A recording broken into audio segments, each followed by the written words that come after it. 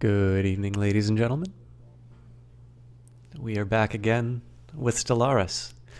And as promised last time, it was going to be the last stand of the Techarus. I didn't think that we were going to win against the AI, and the battle that I was fearing the most happened at the end of last week's cast, so...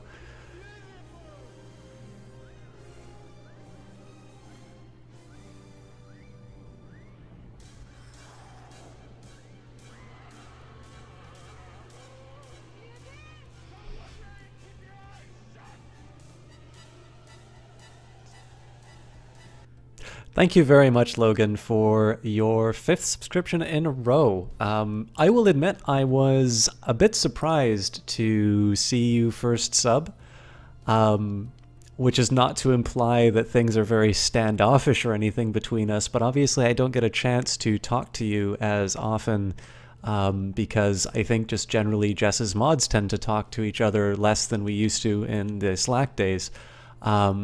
But actually, there's a couple of things, which is number one, every time you stop by chat and talk, I always feel a little bit happier because obviously it's a one-way relationship in that case. I don't think I have seen you cast. I don't know if you've ever casted, but any times that I have, I've not known about them. So the fact that, you know, it's now been, I mean, next month if you decide to do it, it's... you know, it's going to be half a year. So yeah, thank you. That means a lot. I hope you were here to hear this, but if not, I will repeat all of it when you return. That means a lot. And hello, Mingo Duck. I know you've been making the rounds tonight. I'll just mention to you guys that a couple of other casters who I really like have been going live with their cast. So Johnny's playing Fortnite right now. And Jessie Quill is currently doing IRL. It's been a long time since she has broadcast, so if you guys do like them or you like those things, if you don't like Stellaris, you don't need me to tell you that you know, there's other options out there, but it's worth mentioning, right? Like, these are people who mean a lot. Even if I'm broadcasting, if there's a better offer out there, I don't take it personally if you want to go to something you find more entertaining. But I'm very happy to have you all here. If this is your best option. So let's jump into the game. I know, Logan, you've been playing Stellaris lately. We are probably going to be facing an enemy that is too powerful for us to deal with. Blue Plaid Chips, thank you very much for your follow. I had been taking a long break from Stellaris for a while, so I will warn you, if you're following just for Stellaris, I am probably going to get my ass kicked on this playthrough. So I hope you come back when I don't get beaten. And Logan, I know if you like, you've been playing some Stellaris, so I think one of the things that's going to be interesting for some of the regulars will be there's very few opportunities. Like, it's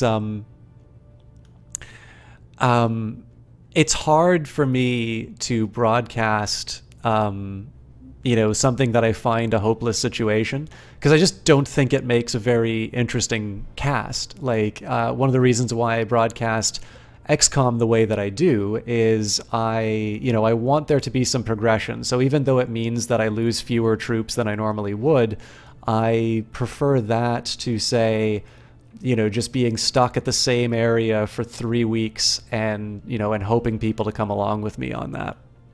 So I'm gonna man up. I'm going to take my lumps, and I'm gonna deal with the AI coming in and hurting me, and I'm going to try to play to win. And if we find an interesting strategy for dealing with this problem, then I'm gonna feel good, and you'll get a chance to see something really impressive happen. And if I bomb it and we lose, well, I can't complain. We knew what was going to happen at the beginning. One last bit of preliminary work before I go. Wanted to stay for Jess, but you got to keep your streak up. Well, Mingo Duck, I mean, if you want to lurk here and stay in Jess's cast, I know Stellaris isn't for everyone. So, you know, I don't take it personally if you go to other broadcasts. Again, I know it. Like, I don't. It's not a zero-sum game for me, right? I do this for fun. But yeah, so if you guys, if we have a miracle happen, then we're gonna be good, and I'm gonna learn a new thing about this game. And if the destruction that I'm sort of anticipating will be coming up, then well, we'll roll up another one. I think I have an idea. I don't know if I want to do the Techarus again or if I want to do another Hive Mind, which I had in mind. But we'll talk again. We're going to take stock in terms of what we're dealing with. So there is our neighbors, the Zanvi Enlightened Kingdom. So first of all, we are assimilators. We were given a copy of Synthetic Dawn from Paradox, so they, I wanted to play an AI, obviously. The problem with this, of course, is that we don't have a lot of friends. So the Pithok Theocracy, we managed to fight them to a white peace. But these guys are pretty aggressive. They're strong. They were an advanced start AI. And as you can see, they're just generally in good shape. And most specifically, they declared war on us. They want to claim Gotara, Nizatorum, Betelgeuse, Zero, and Marfak. Zero is my capital. And they have got a fleet with 15,523 power heading straight for Gotara. I don't think realistically, we don't have any chance to protect this. Now, of course, we don't have a spaceport on here yet. So out of anything that could potentially be lost, this is the one that I'd probably be willing to give up the most. Not a problem at all, Logan. What kind of presentation are you working on?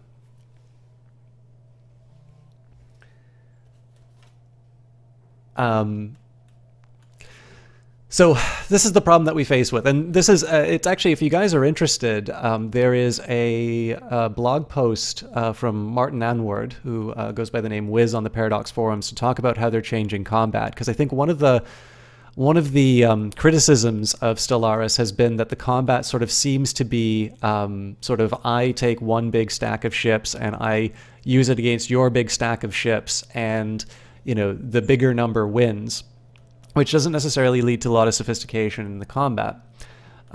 So I mean, obviously, if I just throw my, we'll get 10,000 out of this. So if I send my fleet with 5,000 less strength, I'm not going to have a good time.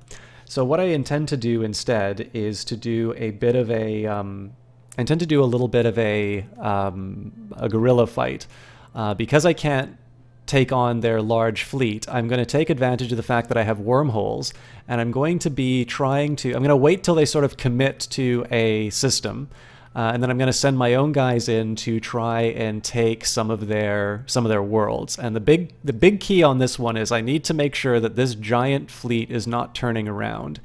That's going to be a bit of cat and mouse for the whole time. And the other thing that I'm going to do is take my construction ships and start building some gates deeper into their territory. And basically the idea here is that's going to give me some resources to sort of, do some more aggressive moves. So building a warp gate here will probably give me Isle and Haben in striking distance, and sort of continue that way. If I can, the best scenario, of course, is if I can get some planets away from them. But if nothing else, what I want to do is just try and create a situation in which they can't do a credible assault on my own territories without compromising their own position. So that's kind of the overall strategy that we're going to employ for this war. Whenever I do play Stellaris, my little algorithm is to just go through the outliner top to bottom before we unpause, and then we move along. So 0-1. Obviously, one of the better things from... you're presenting your senior economics paper, the working title of which being How an Increased Burden on Social Security Affects the National Budget and Individual Income. Sounds exciting for me. Best of luck with your presentation. Obviously, if you want to run any ideas by me, I will do my best to give sage advice. Let's take a look.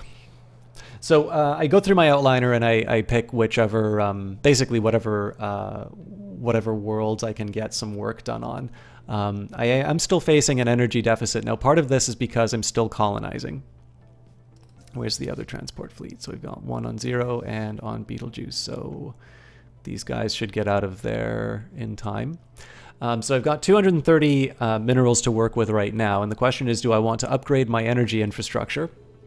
Or do I want to try and pursue other financial opportunities? Actually, one potentially good use for this is the neuroelectric amplifier, and that takes care of my minerals. I'd like to start building some more ships, but obviously I'm close to my cap, so there's only so much I can realistically expect. So I think what we're going to do is I'm going to wait for the fleet to get together. Actually, there's no point in me waiting for that. Let's get them to go to... you know what, I think we'll just sit on this. I'm going to let these guys get together, and then we're going to try and start snapping up small targets in the enemy region.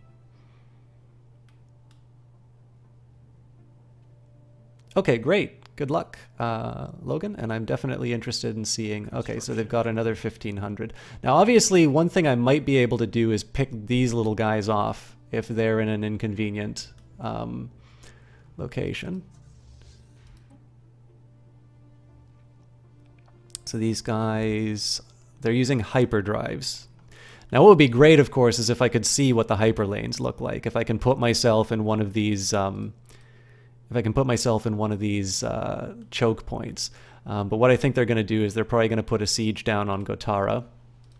Actually, what I can do to make things a bit inconvenient for them is I can load up on garrisons just to make their life a little more difficult.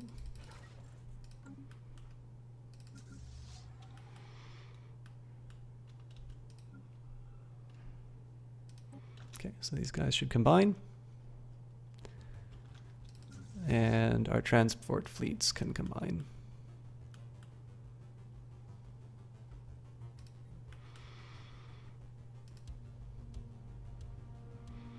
The other thing that would be great, of course, is if there's an opportunity for me to intercept one of their... So I know that they're... Construction complete. I know that they're... how should I say this? I know that they're...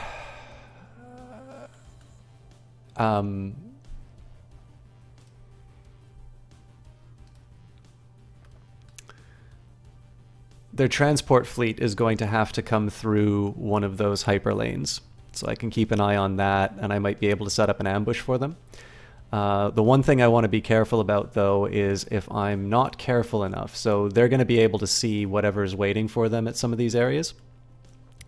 So if I'm not careful, then that's going to open me up to the possibility of one of these fleets. So I think the better path here is to let them get occupied with this while I start sort of eating away at some of their other areas, and basically be able to take the opportunity to snap up little victories that I can, and just generally keep them from being able to claim their own victories.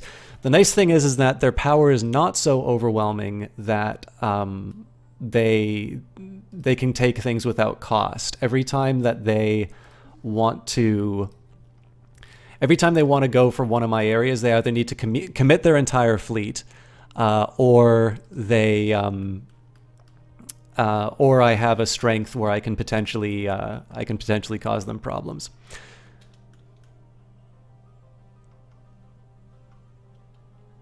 So, transport fleets are moving together.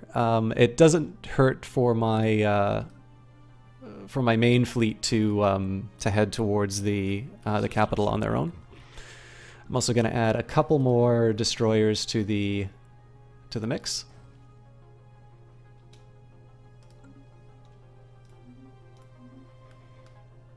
And actually, while we're at it, let's try and get our energy infrastructure to where it needs to be. I don't want to spend 100 to clear out that glacier. But what I can do is I can build a population, and I can build a power plant. I probably shouldn't pause as much as I do, but I want to be a little... I basically just want to be careful about how I'm handling these situations. So, for instance, in this case, they were able to decimate the fortifications pretty quickly. What I want to do is take advantage of my sensors to see how long it takes them to sort of move between things. Of course, that's also important for my own units. So they're opening the wormhole now. And the way that I'm approaching this is basically, so it's possible that this, I don't know if they'll be in range of the sensors, but basically the idea here is that it's possible that they may know that something's changed. So once my guys move in here, I'll send, you know what, I'll send, against my better judgment, I will send the first machine fleet to Bazanak as well. So what I want to do here is I want to see if these guys do anything different based on the fact that one of my people moved. So the archaeologists investigating the Voltum orbital complex above Neshamet 5 have stumbled on an interesting find. They managed to recover a partial copy of what was apparently a fairly popular multi-user virtual reality game enjoyed by billions of Voltum across their empire. Although this game takes place in a fictional and highly satirized version of their contemporary society, it has proved an invaluable source of information on both their language and customs. So I've gained a new artifact and 150 physics research. And I've got a new free science ship. I think against my better... Well, actually, hang on. I'm going to upgrade them first, and against my better judgment, I'm going to send them back to auto-explore. So it looks like these guys are content to just pound the hell out of Gotara, which works for me because, of course, this is going to give me an opportunity to move in. Construction complete. We'll knock out another destroyer, and I only have room for one more Corvette, so we'll take that as well. And aha! Okay, so we've taken on a defense platform. That was a bit unexpected. So what's going to be interesting here is to see how they reply. Yeah, so they're turning around. What I want to do with my fleet after this is immediately return them to a friendly system. But what I am going to do is I'm going to take out as much of this infrastructure as I can, because this means we're going to be able to return home and... let me just get an idea. So they're turning around now. I'm gonna open a notepad. So this is like super neurotic, try hard.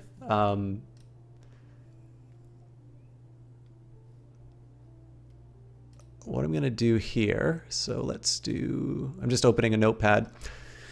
So it's 227901. I'm just gonna say 20 because that's gonna give me a shorter estimate, more if anything. So I want to know how long it takes them to go from zone to zone and see what I can get away with. Okay, so this platform should go down. I'm interested to see if we lose anybody. Okay, so we lost one Corvette, which sucks, but can't be helped. And instead of waiting for them to clobber us, we are now going to... Actually, we're going to jump straight... Oh, this is going to be fun, actually. So we're going to jump straight to Hyriosant and see what they do in reply. Construction complete.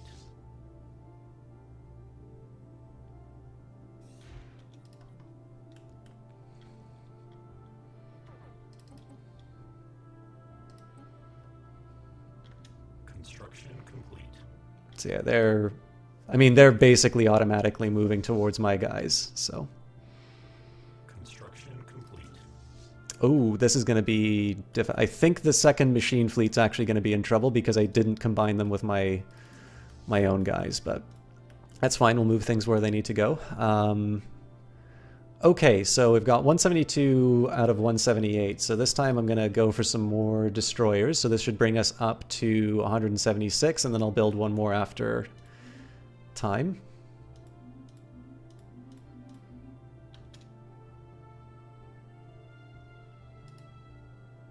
Oh, this is going to get close. I don't have a lot of hope for these guys.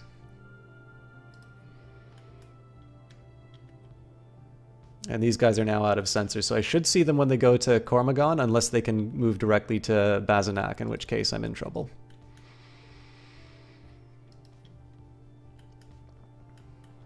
Oh, and I should also get my construction ships to do a little bit more. So let's get... I'm going to get my construction ship to build something out of... It's going to be a little out of the way, and maybe not so obvious for the AI to attack it. So we'll put one here.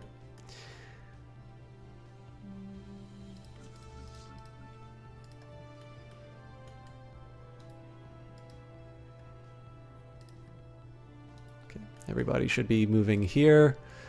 And my other construction ship, I probably want to keep generating energy, so...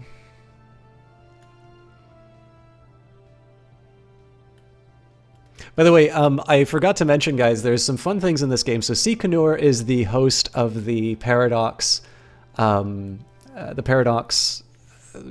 Twitch channel.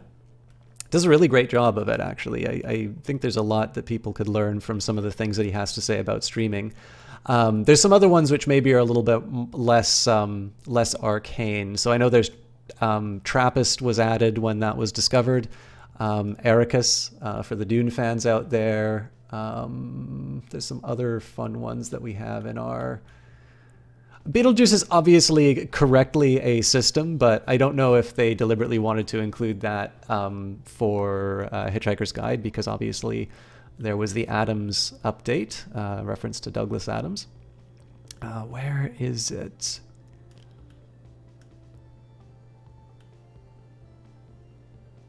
I know it's in my space, or at least kind of close to my...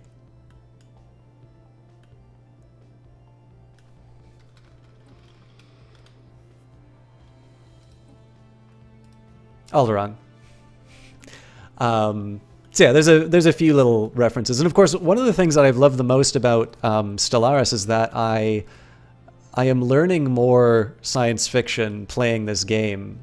There's some authors which I hadn't even heard of that are getting sort of patches named after them, and it's a really rewarding experience to be able to sort of broaden my horizons. Excuse me, broaden my horizons and encounter some literature that I might have otherwise missed. I am running out of options about how to develop my systems, though.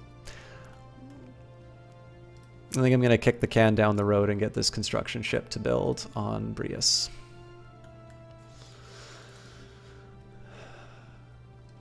Okay. Oh, hang on. Okay, we're at 175. This will actually take me up to 179, so I messed that up. So 177, 178. There we go. And again, we're going to be back. What I'd ideally like to do is see at exactly what time they show up at Bazanak, but if nothing else, I'm going to wait until my last ship moves, and that's going to tell me exactly how much time I have. Oh, there we go. Okay, so they showed up at 2279. 0321. So I basically have 2 months to get out of there. They should be able to make this. It's 12 days. Construction complete. So long, suckers.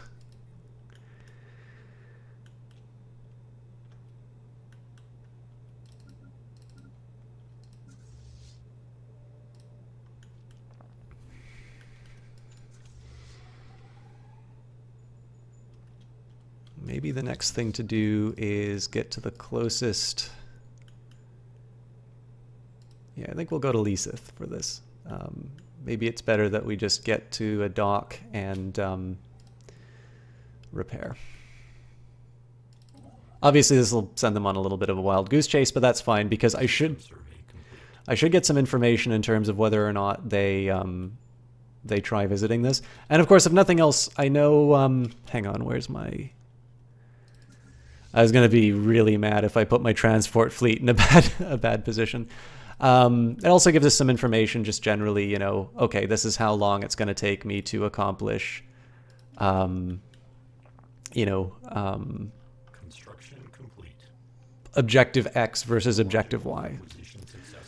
Okay, new railgun. Living metal, but that's going to take me 182 months. Get an advanced railgun in 55 months. Plasteel armor.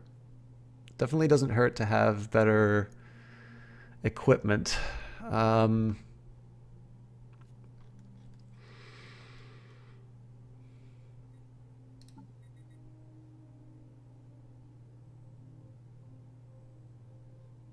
You know, we'll just follow a natural progression, get things up to level 3. In the Brius system, so I've already got a guy moving towards Brius 4, and I think we are out of energy resource. Oh no, we're not, because we explored the Mindara system. So as is usually the case, we'll just, you know, continue to develop the energy resources that we can get our hands on. One of the things that would help me the most in this war would be to get some better eyes in terms of what's happening in the enemy territory. I'm just going to take a minute here. This is a very expensive upgrade for me to do, but I think I should go for the planetary processor, at least on my capital. Marfac, I don't think there's a case for me to build the... Oh, we're over the limit. Marfac, I don't think there's a case for me to do the upgrade. So here's what we're going to do. We're going to go over our spaceports.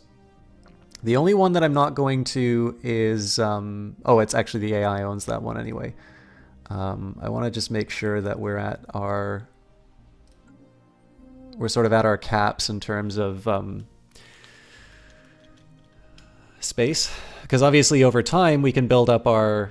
We can build up our navy and potentially overcome some of this deficit. One of the most important things, of course, is that I can build up to level 5 spaceports, and that's going to help me when taking on repair the fleet, please.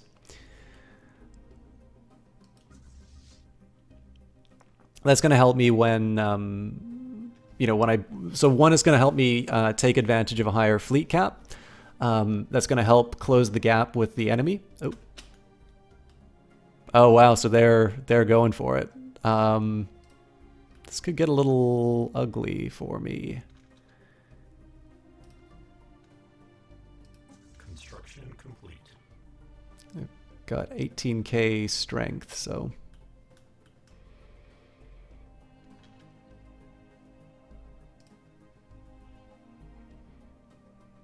So, I mean, we are sort of accomplishing this goal of wasting their time, but if they just do this relentless pursuit of my ships throughout space, this is going to be a pretty hair-raising experience. Okay, so what are they doing? Can they see where my... Looks like they can actually trace where my fleet went. So I'm not sure if we're going to be able to heal up. What I might do is I might send them on a wild goose chase across my systems. So let's change the strategy. It's going to take them a while to get to Lisith. It's really far away. Okay. So they're moving in, and what I'm going to do here is I'm actually going to send them... I'm going to go to like a nowhere system of Zoad. The other good news here is that I know that my energy deficit is actually coming from the fact that I'm moving my fleet around. So that's generally good news for me. A small docking hatch leading to the interior of this asteroid is visible at the rim of a small crater on its surface. The hatch was likely concealed once, but it has since been exposed by micrometeorite impacts. So I'll research that. One of the things I'm hoping to do, of course, is get kind of a wormhole network built so that I can sort of send them on a wild goose chase within their own territory. Another thing that I might want to consider doing if they mindlessly follow off after my main fleet. Construction complete. Let's reconsider what we do with this transport fleet. Let's get you into Nizatorum. Construction complete. So basically the idea here is I want to waste their time while I arm myself. And then the other thing that'll be nice is that if I get things done in such a way that if they kind of continue to pursue my fleet mindlessly through all of my territory, what's going to be nice about that is I'm going to be able, oh, I can't see that system. Okay, well, that's fine. We'll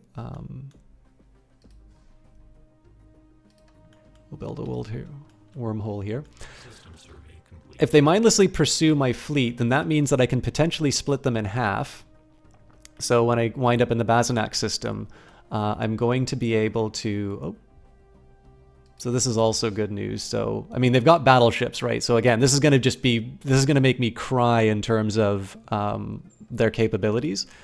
But what this will translate to more broadly is that I'm going to be able to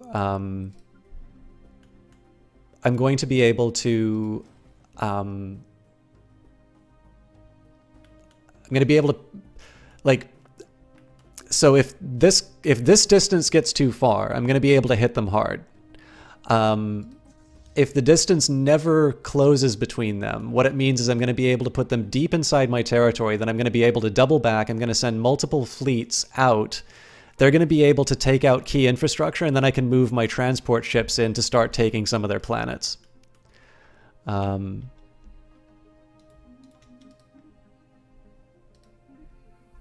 So again, I don't really see myself winning this war, but we'll see. The biggest thing too is if over time, so this, remember when this used to be negative 50, now it's negative 45.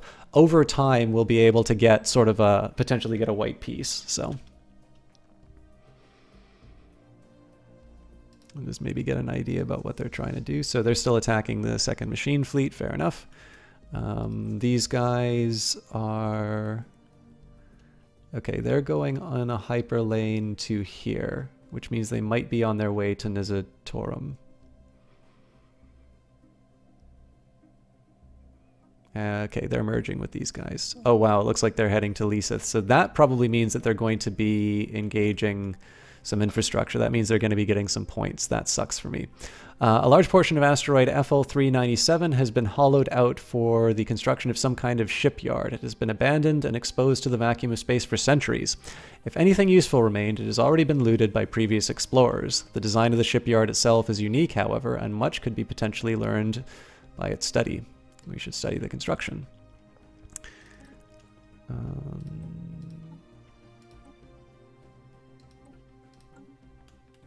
Okay, I'm kind of curious what happens here.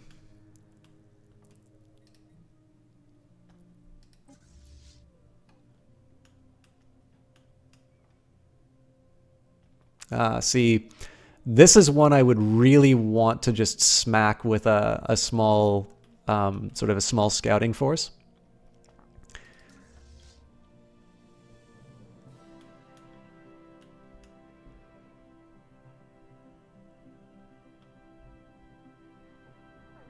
Okay, let's see what happens in Lisith.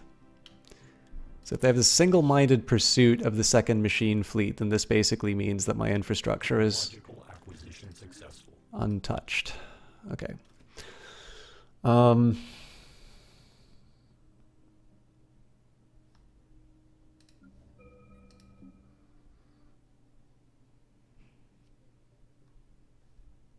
It's not my strongest choice, but it's useful and it's cheap, so...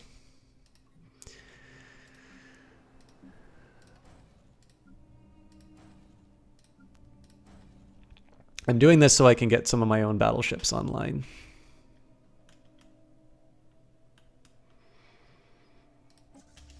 Okay, so they're coming after the second machine fleet. They're merging And they are following. Okay, so basically it seems like I'm going to be able to waste these guys' time. Alert. Hostile fleet assets detected.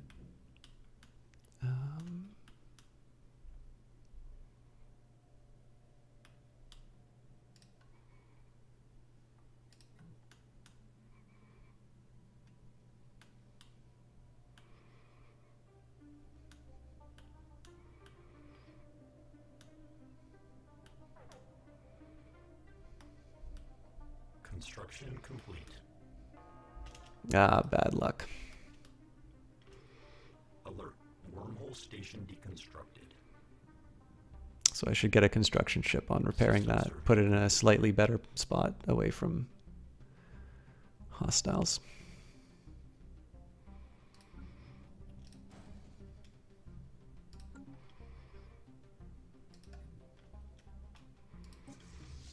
I'm astonished that they are able to see where this fleet is.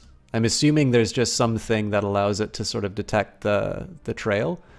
But this seems broken because I definitely do not recall times when I was able to sort of see where my opponent was moving. Hello, Jesse Quill. Lol command, please. Listalia, Mr. Kason. Thank you, everybody, for stopping by. I really appreciate that. We have been playing cat and mouse with the AI, so this might be a slightly dull cast for you, but welcome. You are certainly... I'm very grateful to have you here. I hope you are all well, and I was actually... So I sort of thought I might be able to go under the radar and let Jess just get her cast done without letting the fact that I was doing my own broadcast interfere, but it looks like I could not succeed in that. So, oh, interesting. So it looks like the raid command is actually properly using. So, or sorry, is properly going through. So it says raiding with a party of 5, but look at all of these names that we have in here. So we have got Jesse Quill, Listalia, Mr. Kaison, Jammer211, Belastra1, Kyra, King Hubris coming along with the Jesse Quill raid, but obviously hosting himself, Projectile97. Yeah, we've got quite a few people in here, so thank you. Definitely more than 5. I hope you are all doing very well. Jesse Quill is a lovely broadcaster. Of course, I think there are more people in my cast now because of her presence than at all. So it always feels a little redundant to... shout her out, but she is a very dear friend of mine. If you haven't checked out her stuff, I strongly recommend that you do so. I owe a lot to my casting style to her contributions. Just jumped over because you didn't see it going to his channel. Understandable. But yeah, Jess is an absolute wonder. She has done so it's maybe worth mentioning. I'm going to give you guys a bit of a story of who she is, and then I'm going to talk about Stellaris. If you guys haven't seen this, XM202 Afro, thank you very much for that follow. I'm going to take a minute. I'm going to tell you a bit of the background in terms of how I know Jess, because I think that some of this is relevant to some of the things I've been up to recently and some of the ways that she has helped me. And hopefully that is sufficiently interesting for you. Oh, let's just take a quick... Yeah, so they're still attacking my fleet. So what we're going to do is we're going to let them chase us all over.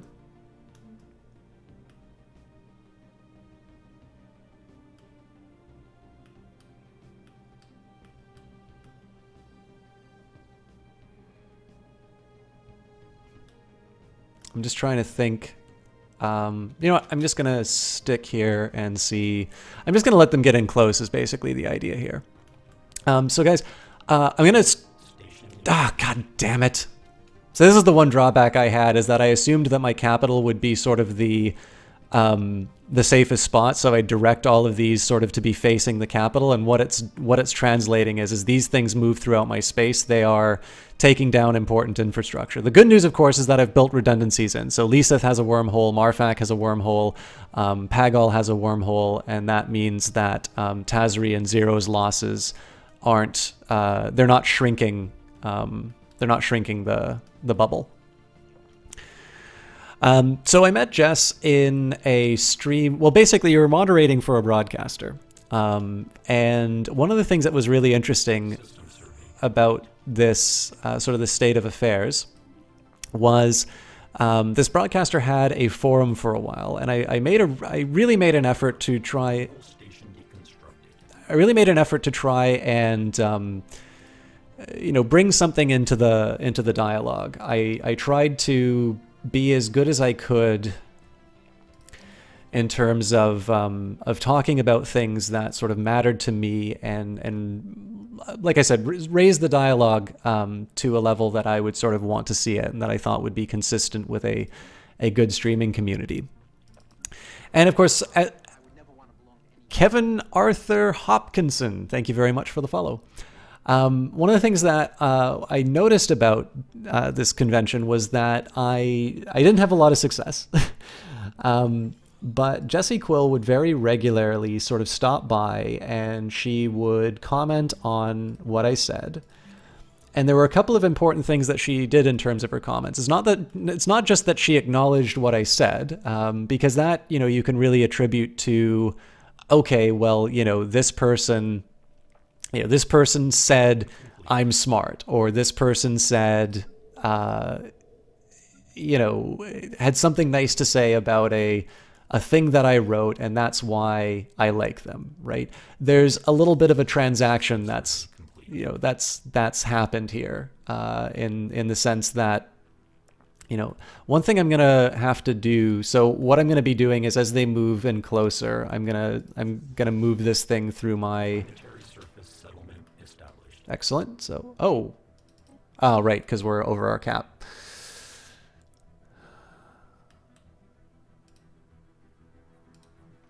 So, sorry, I'm gonna skip this story about Jessie Quill, and then I'm gonna tell you about her cast. But what I've done here, so in the top here, you've got a limit in terms of how many directly controlled systems you can have. You can see you take a big hit on your resources if you go over that limit. Now, this is a very misunderstood feature of Stellaris. I think they've done a good job of sort of explaining, why it's in here, but it's still something that I think people just struggle with. So, is this the wrong sector? Yes, it is. So one of the things that this does is it keeps you from micromanaging every last component of the game. So what we have here is these are areas that I've designated to the AI. You're now responsible for these. You run these planets. You kind of keep doing. You just keep doing these. I'm going to give you some guidelines. You're responsible for sort of maintaining peace and order, and I want you to. I want you to make sure that I don't lose anything important, basically. What this does is, rather than spending all of my time micromanaging the populations of these planets or something like that, what I'm doing is I am assigning these to the AI to say, okay, you take care of this now. I'm done doing these upgrades. So I'm going to add this one over here. What this has done, so now I'm down on my directly controlled colonized systems. I've finally gotten rid of a deficit that I was holding for a very long time, so that's important for me. And the trade-off is this. When you go to your planets and sectors, you can set a tax. So you notice that the Nizatorum Prime sector they're basically being taxed for everything that they have. They're generating 7 energy and 29 mineral resources. And the main reason for this is that if you take a look at their systems, like Gotara Prime, for instance, actually this is a bad example because I just recently colonized that, but let's take Betelgeuse. It's completely full of Techarus. They've upgraded everything. They're sitting pretty. Actually, what I think I'll do... Okay. Probably didn't need to do that then. I thought they were looking for an instruction about how they wanted to assign this. So basically, they're mature, right? It's a little bit like running a business, right? You've got the days when you're a startup and you're trying to acquire customers and you're willing to spend more money to achieve certain goals. And actually, you know what? I'm going to do something devious.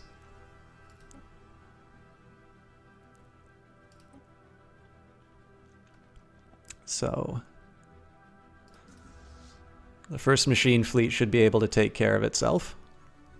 We're going to move them to Emulgatron, then Gotara, and then Bazanak.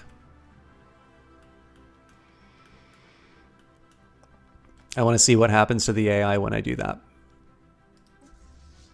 All right, they're still pursuing the second machine fleet, which is good, because the second machine fleet is now going to go the opposite direction. And what I want to do here is...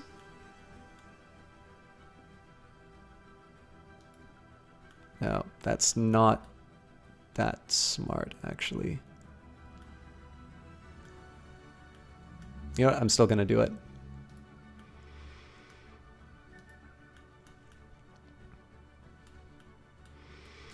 So I'm hoping that I don't lose too much infrastructure as I do this.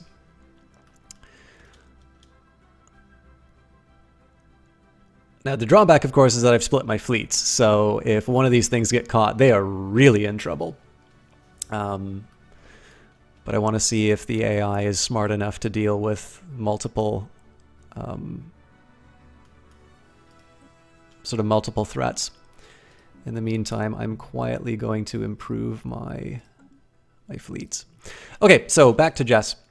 So one of the things, I mean, again, I can say there's a transactional reason why I quite like Jess, which is, of course, she says nice things about the stuff that I write, and you know, perhaps unsurprisingly, that makes me feel good. There's maybe not as much of a story there, but I think the thing that really caught my attention was that she obviously didn't just, you know, say, okay, you know, this is a nice guy, so I'm going to, you know, I'm going to support his writing, or I'm going to support this post, but she had something meaningful to say about the topic. And of course, this is, you know, a nice indication that somebody's actually bothered to read what you wrote, and it makes you feel better, even better. It really means a lot to know that something you put the effort to write was sort of recognized by somebody as being of quality, and having them. Oh, this is getting a little close.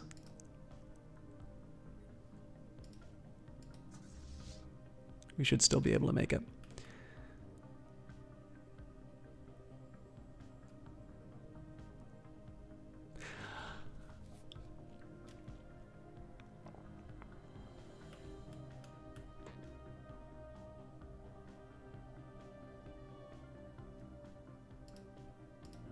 So basically, oh, that's really interesting information, actually. So it looks like they need to go to Zowad to hit that. And it looks like these guys are building Wormhole. That interests me.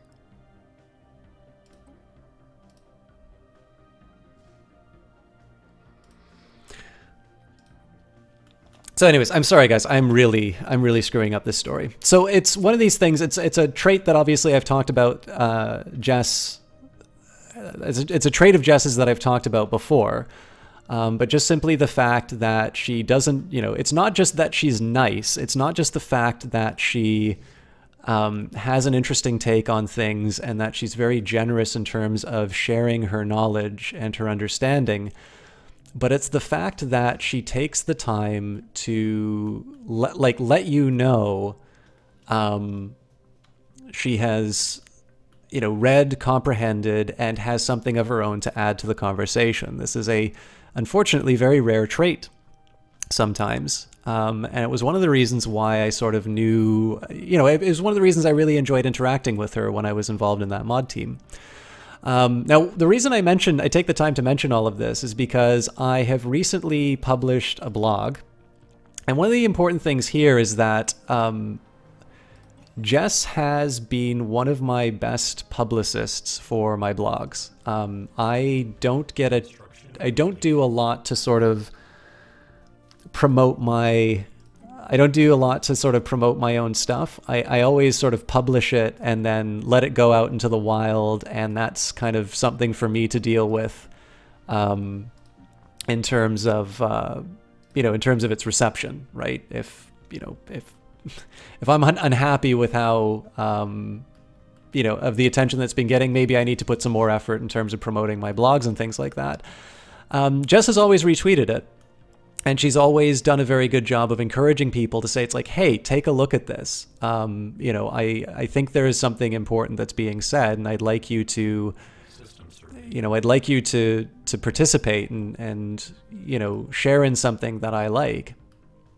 Yeah, I don't know, it's always made me feel good. But I think the other thing that I like about this is it also translated into the time when I was playing Crusader Kings 2, which was it was a game that I used to play on my laptop when I was first streaming. And Jess really encouraged me to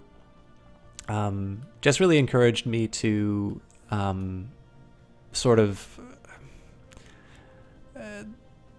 like do something that I had been doing during the game, which was explain all of the moves that I was doing. I just had this process of articulating my thought process through the game.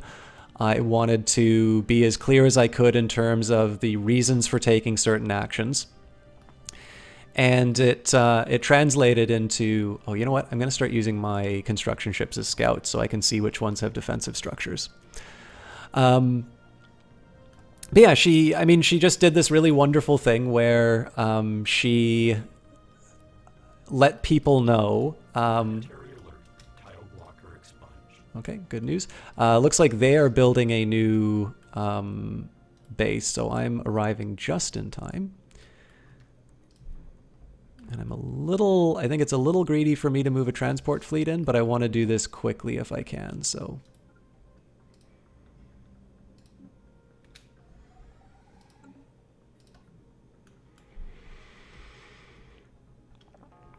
Uh-oh. What went wrong?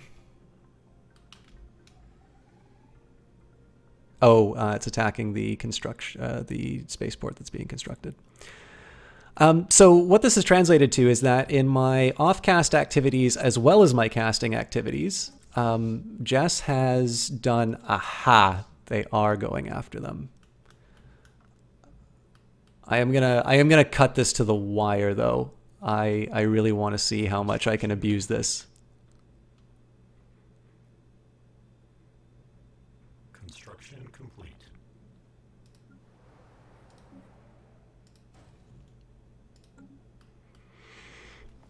So both on cast and off cast, Jess has done this wonderful thing of sort of recognizing what she enjoys about my cast. Sort of she's seen something about me that maybe even I don't see in myself, and she's encouraged me to pursue it. And that, again, that's always felt good, right? But it's been something that's sort of kept me. It's been something that's kept me going. It's been something that I don't want to take for granted, and it's one of these things that has sort of led me to try and make my writing better, and it's something that I've used to sort of inform the type of games that I play. One of the reasons why I play games like Stellaris, in fact, she was even the one to recommend to me that I try and pursue some kind of a relationship with Paradox in terms of getting the, asking for a key to get a game done. All of these things, we're actually up in score. So this strategy may work as long as I don't get too greedy, which is a bad habit of mine. Construction complete. If I can somehow get them to run into Moscow, that would be pretty amazing. Okay, I'm going to try moving to Rixim just so I can see what's at Chatlib. So anyways, she's somebody, and again, this is one of the most important things that I can say. Jess does this work for everyone. I mean, she has supported casters who I know and I respect. She's put a lot of effort in terms of making sure that people get to see sort of casts in their best form. Okay, so that's an FTL inhibitor there. We're going to go to Eulacia to see. So what I'm ideally looking for is something that doesn't have an inhibitor. I know we'll be able to take these things out, but I'm trying to take some easy targets that don't involve me going to a fight. One of the things that to me means a lot is she's, you know, I'm not the only one that she does this for. She takes a lot of time to sort of show people, you know, where they're at their best. Some of the things that she's enjoyed about their casts and things that she thinks people should continue to do. And it's just, I think it's in an environment where a lot of people tend to see gaming and streaming as sort of a zero-sum game, which is, you know, somebody watching my broadcast, you know, means somebody who's watching, you know, Jess's broadcast is somebody who's watching or not watching mine. It's very relieving to see somebody like Jess who really puts a very strong effort into, you know, letting people know what they're good at and actively encouraging them to pursue those things that she enjoys and the potential that she sees in them. And she does this both as a paid service as well as just sort of kind of community service to a certain degree. And I think that kind of translates into why I like her cast. There's really something special about the way, okay, so it looks like they've all got protection, which is not the end of the world for me. I'm going to be able to work with that, but again, it's one of these really important things. It really just comes down to character. You know, the fact that Jess is so willing to do all of these things and does it without necessarily considering sort of what her end game is or what, you know, what's in it for her. This translates into better broadcasts for all of us. It means I've personally benefited from it as a caster. Obviously, I would not be able to do what I do without kind of Jess's guidance and her, you know, her really great sort of personality, or very selfless personality.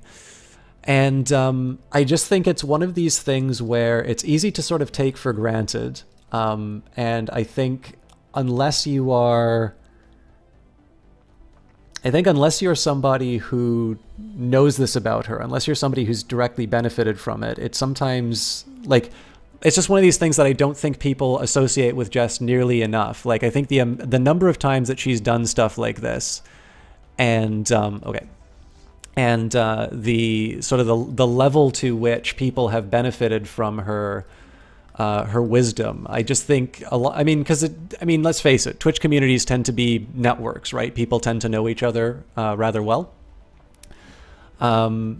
So, you know, just her ability to, you know, I can tell you for sure, if you watch anything that she's touched, even just as a viewer, it's very likely that that caster is better at what they do because Jess has, in some small way, given them some advice, has sort of let them know, you know, here's some good things that you do, and I think you should still keep doing this. And it's such a rare trait for people to have on Twitch, but it's one that as I said, you know, I don't think it's ever really going to come out just how much she has sort of shaped this platform and these people. So,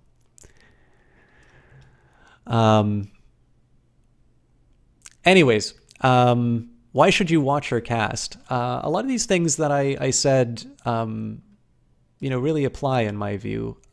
She really knows how to. She knows how to get to the center of an issue. She has, you know, when she did, drat.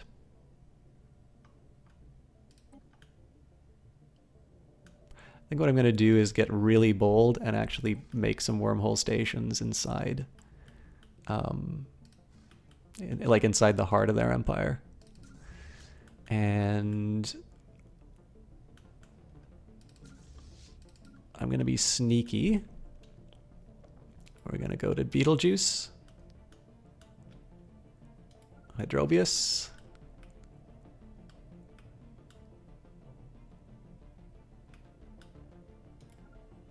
Dratum,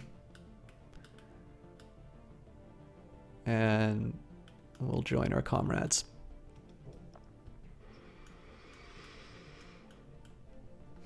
But yeah, all of this stuff that I say, I can say all these nice things about her personality and her character, but what does that mean if you don't enjoy the broadcast, right? Awesome.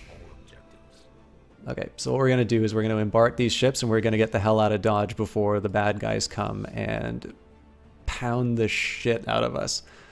I actually am going to take the transport fleet. I'm going to move them to... I think I'm going to move them to Beetlejuice.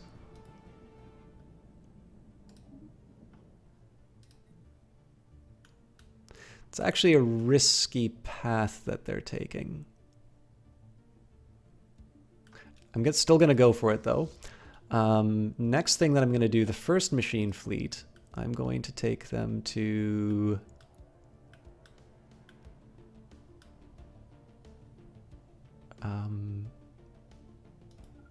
Calvaros.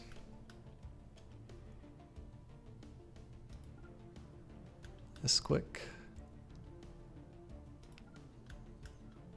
Again, this is just going to be a nice big tour of the Techarus Empire while my other fleet gets ready to destroy some of their holdings.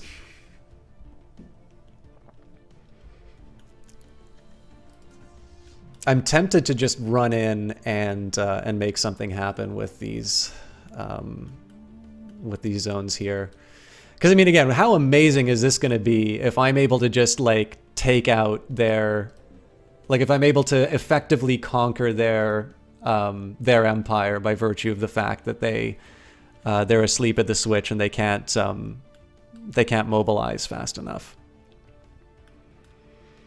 The other nice thing is that I'm able to upgrade my fleets. Oop. Anomaly. This toxic and lifeless world appears to have once been inhabited by a moderately advanced pre-space civilization. The ruins of their cities are still strewn across the surface. So one of the things that I need to really stress about this is, like, it's one thing for me to just say nice things about Jess, right? I find that very easy to do, and I will continue to do so until she tells me to stop. But all of those traits that I just talked to you about are ones that she really, like, she lives them in a way that I just don't think can be expressed enough. She just knows how to... Oh god, I'm really tempted to just break some of this stuff. You know what? Let's see what happens when I threaten some of their infrastructure. Obviously, these things are still going to be coming to, like, try and murder my fleet up here. Oh, actually... What if I just get super bold and start trying to... I think it's going to... Okay, so the transport fleet... Sorry, guys, I'm not thinking straight. Transport fleet, I'm going to move up to here. I think this fleet I still need to send people on a wild goose chase for, so I don't like where this is going at all.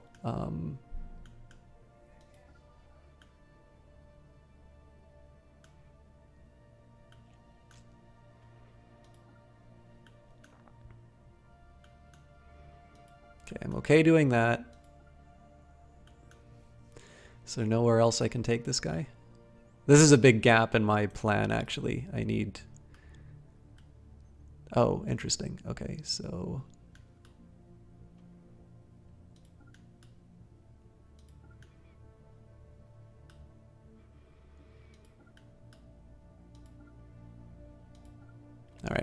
Not a great plan, but I think I can work with this. But yeah, all of these traits that I've talked about, right? Like, it's easy for me to say, you know, oh yeah, she's nice to me, so follow her. But all these things that I said about her ability to sort of understand and engage with complex ideas, all of that is apparent in her broadcast. I cannot think of a better candidate for somebody who is able to communicate the ideas and the themes behind the games that she covers. It's a trait of hers that I've always had a great respect for. I don't need to be upgrading my energy anymore. I should be a little more aware of that. I need the tools for making war, so we're going to upgrade our mineral resources. I am, of course, not above upgrading my planetary capitals as well.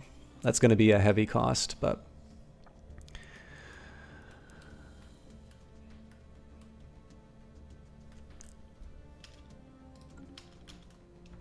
But yeah, again, it's just whether you watch how Jess did Hellblade Senua's Sacrifice, or if you get a chance to see her at the finale with Observe.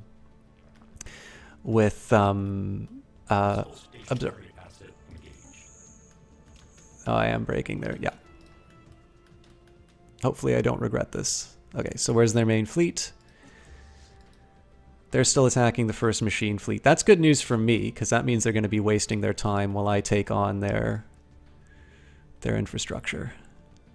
System survey complete. Hello, Flupsy78. Ooh. And Ponce is... Hey, Ponce, how you doing?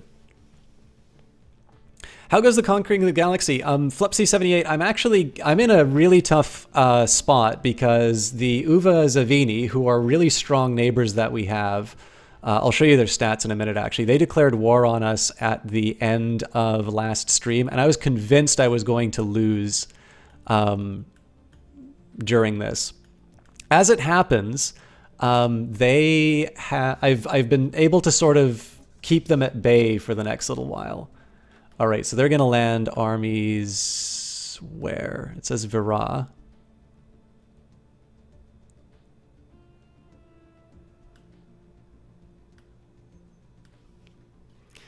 So I kind of thought I was gonna...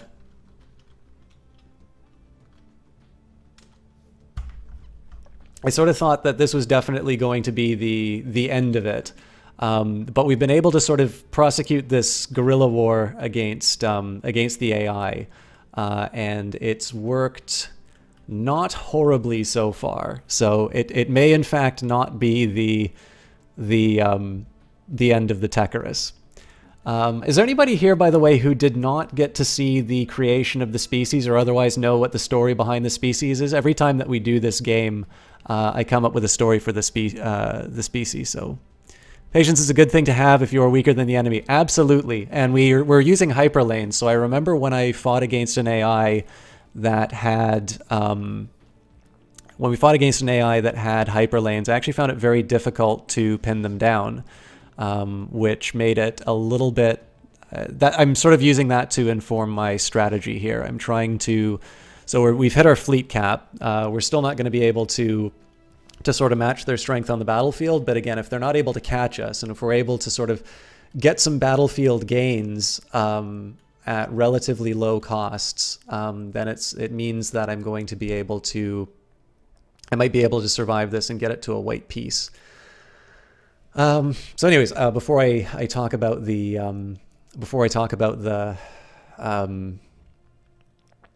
war, the infinity equation. The ISS, as the ISS Vendenka approaches the gargantuan black hole, they find that they are not alone.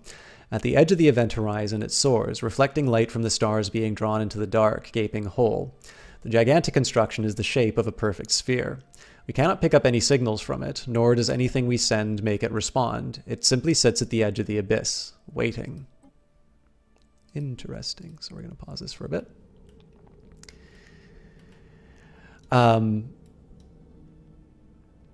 So this is one of the Leviathans.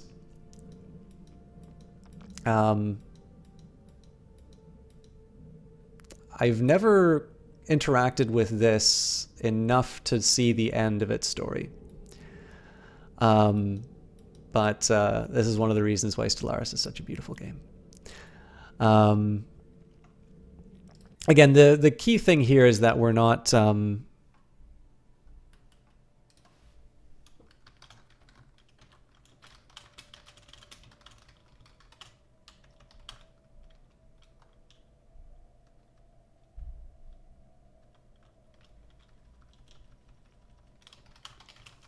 Sorry, guys. Just got a quick message I need to deal with. Incidentally, I applied for a voice acting. Well, it's not voice acting. It's like reading recorded messages, but I needed to follow up on that. So.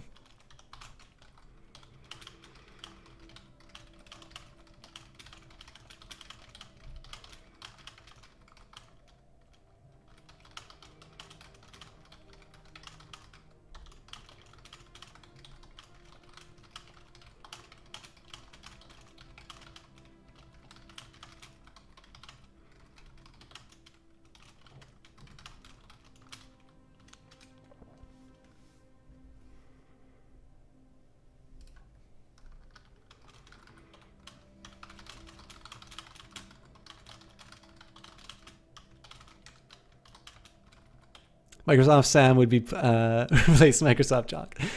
All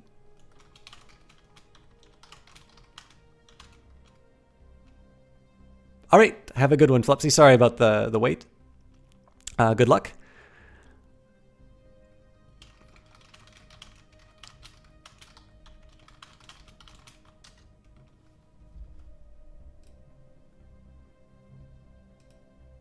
Okay. I think we're ready to go. So yeah, basically the what happened to us, so we fought these guys to a white peace. In terms of the guys who declared war on us, by the way, I do owe Ponce a shout out, but so this was this is an advanced start AI, and because they have a superior technology level, even though we have equal naval capacity, they are in a stronger position than we are as far as the ability to wage war, which we can see here. So what I'm taking advantage of is that, so they're trying to merge with the Yatrana Starflock. I want to see where these armies are. These are a lot of, these are a lot of troops. Actually, one thing that might be a fun trick.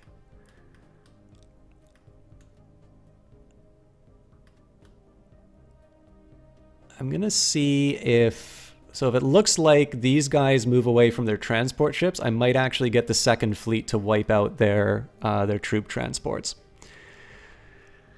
So anyways, again, big enemy. I don't have much hope, and I'm an assimilator, so I don't have any friends in the universe. Okay, so they are coming to get that back.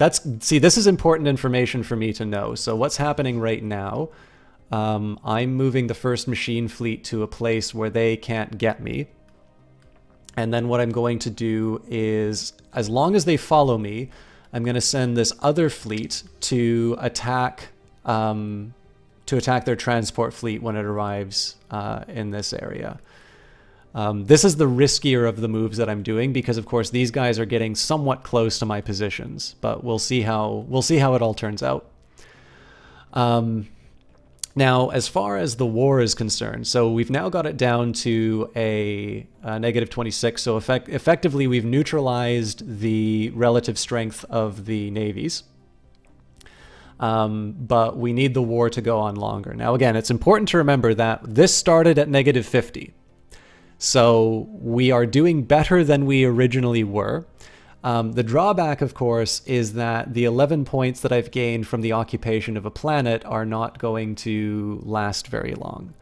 And the accumulated space battles, I'm not going to win this on space battles. Maybe if I can like peel off some of their fleets and you know, and interrupt them, you know, halfway, I can get a little bit of a, you know, a cheeky win in, but it's unlikely that I'm going to be able... I mean, these things are always so close to each other. I think as soon as I move a fleet that I need into position here, it's going to end badly for my guys. So what I think I'm going to do is I'm going to just continue So I was talking about how I have sort of weak coverage of my wormholes. So I think in Raijin, I'm going to build something to address that. Again, mobility is the key. As long as I'm able to continue along these lines, I should be good. Okay, so we'll unpause.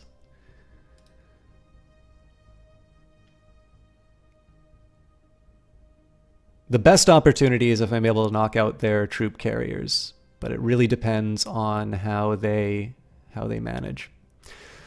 Contact report, Leviathan. We have now found beings far surpassing anything encountered in our Empire's spacefaring history. Life capable of growing to an unprecedented scale, rivaling moons in size and mass. Nothing could have prepared us for this. This day will forever mark a turning point in the story of the Techarus multisystem. Let us hope we survive long enough to tell it. Information received, updating databanks. Yeah, Fupsy, I suspect probably as long as nothing critical is happening, you probably get some opportunities to watch some Twitch streams. Not that that is the highest aspiration that everybody can go towards, clearly, but...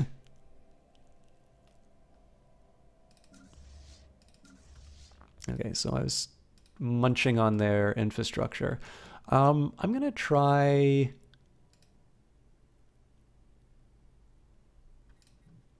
This might be a little greedy. I might be tying up some resources that I shouldn't, but I'm actually going to try this 5K fleet and see if we can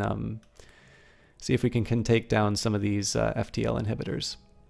I want to see what happens to the AI moving after my guys when I do this. So, runaway greenhouse effect. There's evidence that the current climate of Brilisir 3 is the cause of runaway greenhouse effect triggered by massive amounts of pollution. The oceans have boiled away, and the planet is permanently enclosed in a dense cloud layer due to the thick atmosphere. Scattered ruins from the indigenous civilization can still be found on the surface, suggesting an overpopulated culture that perished in the mid to late stages of the industrial age. What a waste. And we gain social and physical research. So again, I need to be careful because these guys, I get basically 2 free months between the targets. But obviously my guys are moving in different directions. So this one is not bad for me. So if it just so happens that I run into these battleships and you know, I collide with them at Nizatorum, then I'm okay as long as that battle's over quickly. But if the more likely scenario happens where we get locked into a long-term battle and these guys are able to save their friends, we might face some... Aha! Okay, so it looks like they're after the second machine fleet. I need to get these guys out of here really quickly, but what's going to help me...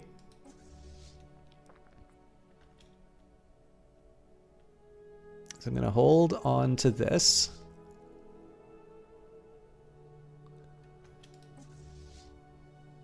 They're going to be going on their way to Vera.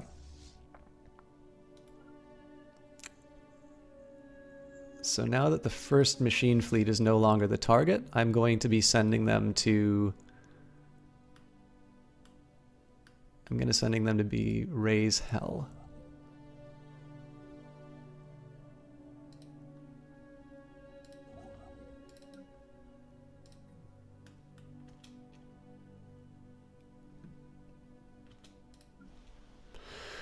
Okay, I've been ignoring my infrastructure, so I know I pause a lot in this game. That's just because I'm in a fairly delicate moment where every second counts, and obviously I'm not playing a multiplayer, so nobody's going to care too much.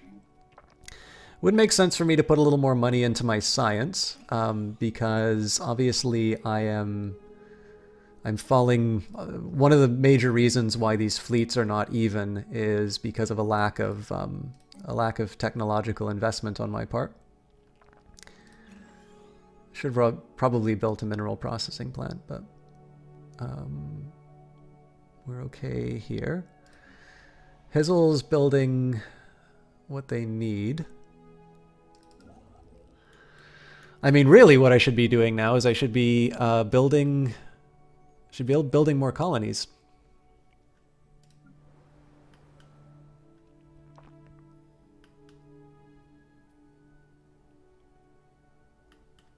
So first thing I'm going to do is just do a quick survey of my existing systems to make sure that I incorporated a couple into my systems that had multiple planets.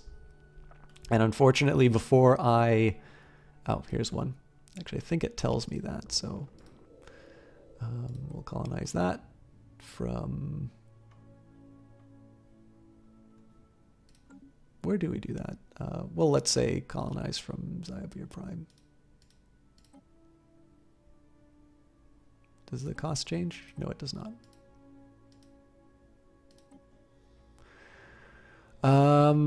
I don't normally like building this on the edge, but it's such a small planet that... Well, actually, hang on. Yeah, I'll colonize it here. I think we'll just go for the one for now.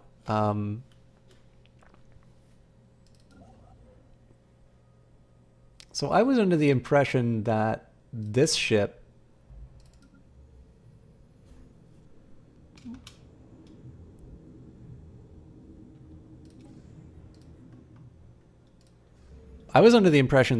was already building something, but that doesn't seem to be the case, so we'll move it there. Nope. This one is. Okay. Hostile fleets.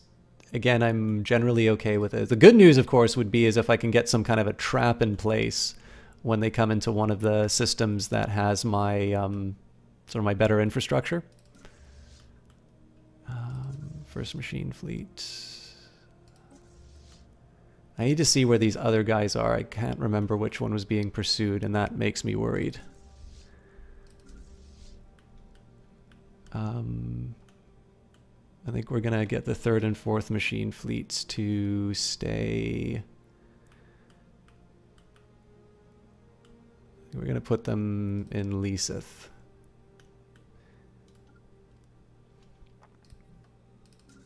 Okay, so the first is on their way to intercept these guys. The second is going to go after Kaya.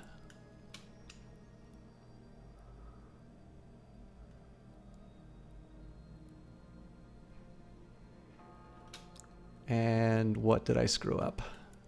Oh, nope, we're okay. So I'm kind of interested to see how these guys handle. I mean, so it's basically a 4-to-1 fight, which is good for me, but I'm still probably going to lose some units, which is not good. All right, so we lost a scientist. Rocketry. I already have one of those, so that was a bit of a waste, but fair enough. I'm going to preemptively build another destroyer because I'm pretty sure we're going to lose one in this fight.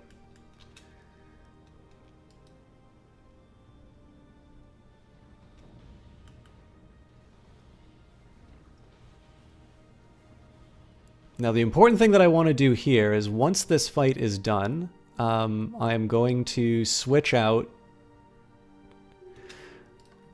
So what I need at the moment is clarity in terms of where my opponents are, and I don't have that.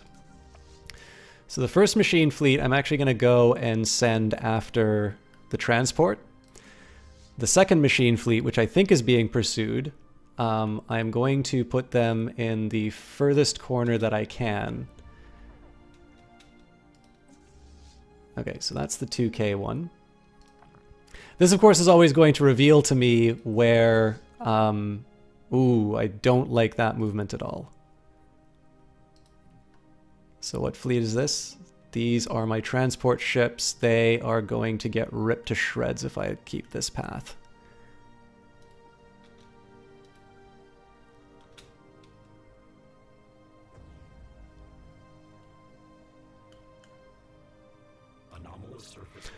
A small space station of some kind has been built in a stable orbit around this asteroid. It appears deserted. We'll research that. In terms of what we lost, okay, another destroyer to come online. Of course, the drawback is that over time I'm not able to replace these things right away, so.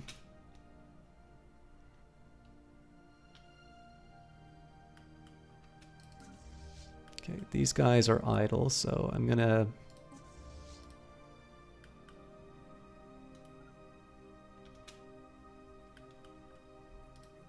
Perfect. So I should be able to do a relative... I hope I can do a relatively fast hit and run. Executing evasion protocols. All right, so we found them. They are going after the second machine fleet. Second machine fleet is... Okay, they're going to safety. So what we're going to do is we're going to take them to Imperial Tav.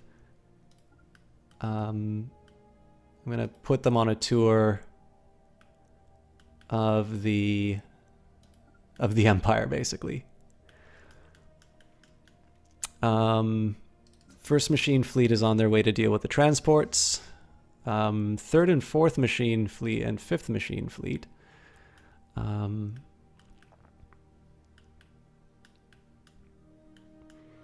think we're just going to get them all at Liseth. I need to decide what I'm going to do with them later. Okay.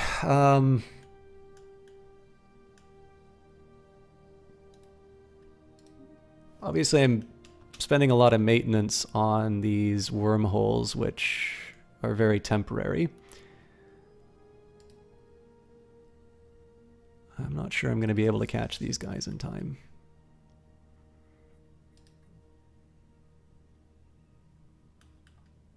Construction complete. Construction complete.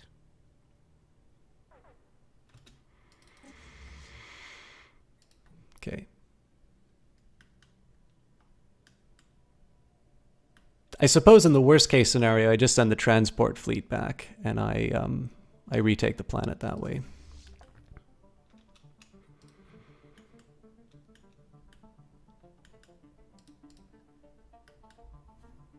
Yeah, I think they're just going to do a straight up invasion. Construction complete. Oh, troops. Invasion alert. Malignant atmospheric incursion detected. Hostile fleet assets. Oh, nice. Okay, so we were able to catch actually, this might be ideal. Now, they're still going to take the planet, but we're going to be able to break some of their transport ships. This raises some pretty important questions, though, about what the guys in...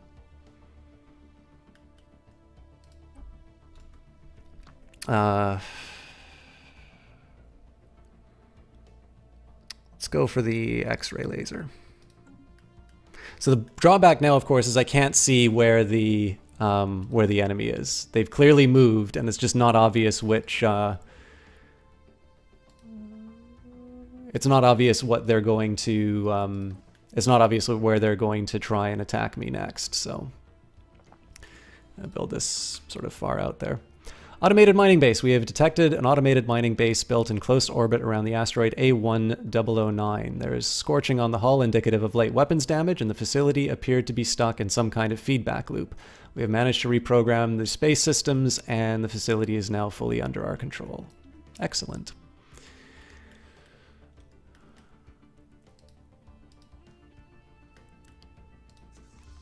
So I think these guys are probably just going to hyperspace out, unfortunately, but...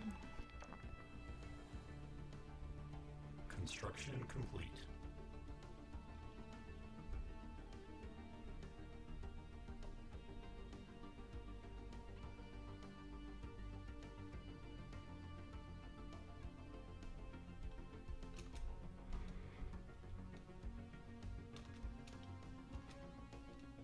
Yeah.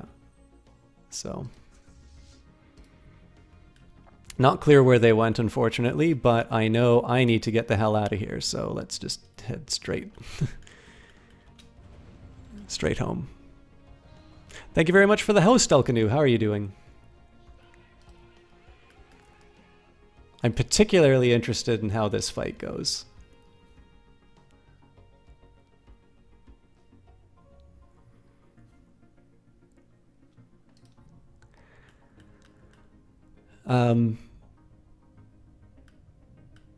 Not bad. We've actually been dealing with a pretty tough fight here. So what's been going on?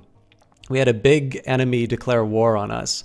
Their forces are basically stronger than anything that I have to bring to the table.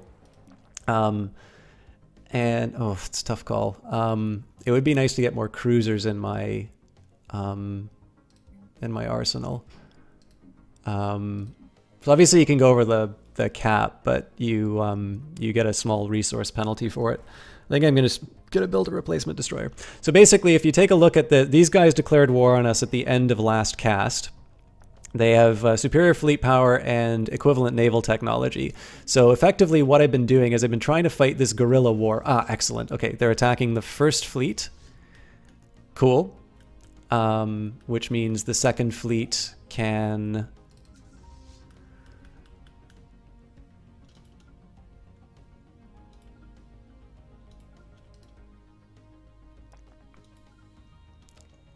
Second fleet is now going to extract some concessions here. So basically what I've been doing, I've been fighting this guerrilla war, trying to deal with, I'm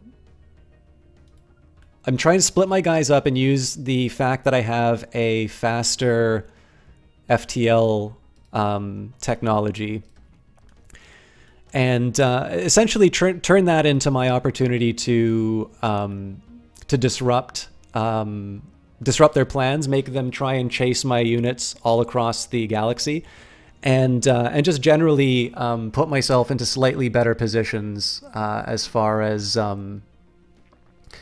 don't know, as far as like getting some fights. So what I'm able to do, my individual fleets are sort of strong enough to be able to... Hang on, let me just double check where they're going again. So this is coming after the first machine fleet. Okay, so the second machine fleet is going to go after this target. So we will all unite on this planet. And yeah, I mean, so it's, our back is against the wall. Like, they want everything, including my capital. What I'm trying to do here is, so the longer the war goes on, the more their reluctance to accept sort of a white peace will go down. Our war score is at 14. Now, one of the reasons for that is we've taken one of their planets, Vera. But they have a very large invasion force. But of course, the big thing is that our fortifications, basically the damage they deal to me is decreased by 97%. So it's possible that the default garrison is going to be able to take these guys on, which would be absolutely incredible. But basically, like, I'm sort of expecting these guys to die. I mean, if nothing else, this is basically the Techarus multi-systems version of Thermopylae. But yeah, I encourage you to play it. It's the most accessible out of the Paradox games for sure. And for those of you who aren't familiar with them, I know anybody who's coming from Elkanu's channel is going to wonder who the devil this guy is. He is a French caster. He's somebody who I originally saw playing Satellite Rain. Now, I've not been able to catch his cast for a while. Partly this is just because I've had some changes in my own schedule. And then number two, he's been casting a couple of games that I plan to cover myself. And ones where it's a little more important to me that I not have sort of advanced knowledge of what happens. Planetary settlement procedure initiated. Okay, so they're going to be entering orbit in Vera to help the bombardment. That's good news for me. That's actually good news for me in one sense. It does mean that I'm not going to be able to ambush these guys anymore, which is a shame. But it's possible that they might consider this invasion on Jilkir to be a higher priority than the recapture of their own planet. They also might be a little too late. But what this is going to do is it's going to give breathing room for my other fleets. I'm going to be able to get my guys back together. So, how you doing, Johnny Big Time? Anyways, guys, so if you do, I mean, some of you may have noticed that I'm doing these very cheeky bilingual tweets now that we're up to 280 characters. But I do encourage you guys, if you are looking, one of the great things about Twitch is that when you have high quality casters in their native language, that's really a special moment discovering a caster like that, because you know, so obviously for me, I'm always going to have an interest in, you know, English casts. I originally watched Elkanu to sort of learn or at least improve my French. And he has, or at least had a bot command that would say as much when I was coming in. But I do encourage you guys, even if you don't speak French, he's a very engaging caster. He's very good at interacting with his audience. He cares a lot about his audience, and he definitely plays interesting games, and he plays games in a way that, you know, you always get to see the most important thing available in that game. You get to see just this wonderful collection of I don't know, just like you get to, it's the highlight reel of all the things. So anyways, just a really wonderful cast. I encourage you guys to check it out if you do, even if you don't speak French. I've been XCOMing hard, didn't want to spoil yourself for the expansion. I understand completely. The expansion is kind of the definitive experience. So I don't know. I mean, the only thing that's sort of new about it story-wise would be the inclusion of the Exalt. But there are some new cutscenes from that as a result, so I understand if you don't want to see those ahead of time. And then Johnny Big Time was somebody who I was watching not too long ago, actually. He was doing some Fortnite tonight. He was doing that after his... Ooh. I can combine these people. I'm not going to, though, because I get the chance to do that. I already get the chance to do that. But I will try to improve... Yeah, I'll improve the path. Oh, yes, there are new... yes, I see what you mean by the new classes. Oh, wow, these guys have got, like, defensive structures in every planet. Anyways, Johnny Big Time, in addition to playing Fortnite, was playing... he was playing the new Battlefront, which was quite exciting for me to see. I think I'm just going to move them into this system for now. That's because I don't want them to just suddenly find out that there's a new defensive structure there. I'm really reluctant to send another fleet here because I have a feeling that the AI is going to respond pretty quickly to what I'm doing, but we'll see how it goes. But yeah, so the new Battlefront looks fantastic. Obviously, Jess has already given the link for the new uh-oh. Busted. Okay, 7 days. We should be able to escape this. Technological acquisition successful. Oh my god. These guys are probably screwed, though. Planetary alert. Tile blocker expunged. Okay, so they're going back after the second machine fleet. This is exactly what I want to have happen, by the way.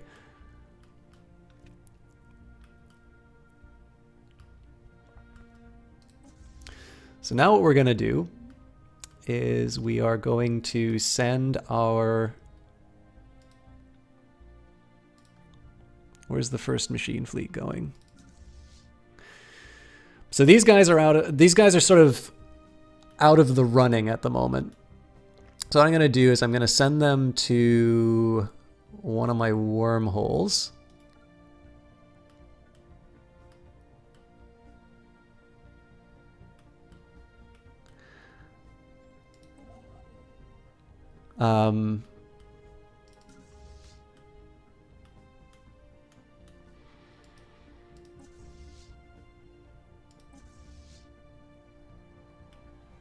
So basically the idea here is I'm going to try and get them to attack Kimithar. And again, what I'm trying to do here is I'm trying to distract the attention of the AI away from sort of its high priority targets. This guy really needs to do like a big jump away from something important, but I think I can still make this work.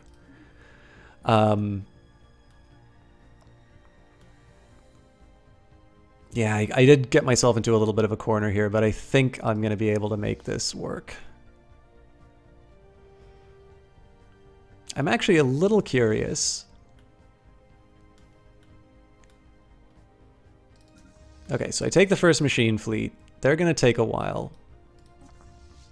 So what I think I should do instead, am I able to translate this into a big jump like this? All right, so they wind up in the big fleet, which is not where I want them. So what I'm going to do instead is I'm still going to send them to Kyle B, but by a really circuitous route. Actually, I'm going to send them here. Does it show space combat when you attack or no? So if you're talking about... so basically what happens here... I know that this fleet is attacking the second machine fleet because I get to see what its orders are if it's visible to me. This is like low-hanging fruit. These guys are going to be able to get off scot-free, so that's good news there. So what I'm trying to do is I'm trying to keep these guys as far apart as I can so that I'm slowly picking apart their empire sort of step by step. It's pretty unlikely I'm going to be able to get the 18 up, but if I can sort of draw out this to white piece them, then I think I'll be reasonably happy with that outcome. I think I'm going to knock another cruiser out. And then it does show me in the alerts when the combat starts, but I don't want to... like if I get into combat, if I take my combined fleets, the AI like would just completely flatten me. So I am deliberately trying to avoid any engagement with the enemy AI. What I am doing though is I'm building a big wormhole network in their own space. Interesting, so I can't make it there. That feels weird that I can't build. Oh, it's because of evasive stance. All right, well. Yeah, I'm building kind of a wormhole network within their territory, basically to be able to sort of jump around and take advantage of my faster hyperspeed than them. Oh, okay. Actually, Pagan Swordsman probably gave you the answer that you were looking for. Yeah, this is actually a really beautiful game, but you're not going to be able to see the battles because I'm too busy running away from them. Many planets exhibit extensive subsurface voids. Subterranean exploration, exploitation, and construction techniques can greatly increase the habitable area of some worlds. Johnny, I gave you a very poor shout out because I just said what you were playing. I didn't say why you're good, but Johnny's got an incredible sense of humor. He's also, I mean, he's very friendly off cast. It's very easy to say this sort of stuff. But I have enjoyed, I really like Johnny's broadcasts. The man is a born entertainer, no question about that.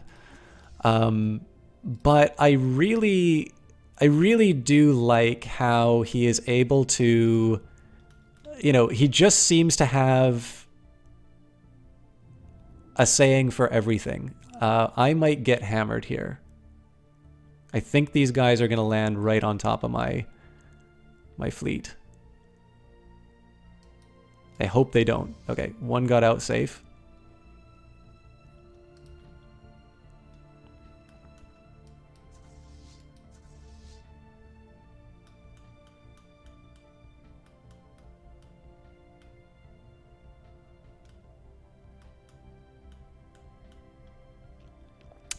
What else can we do?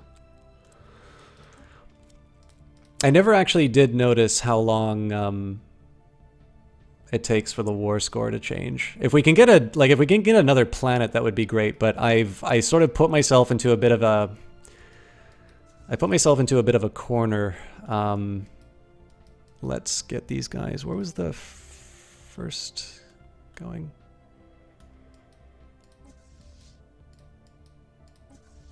I'm gonna get these guys to go to.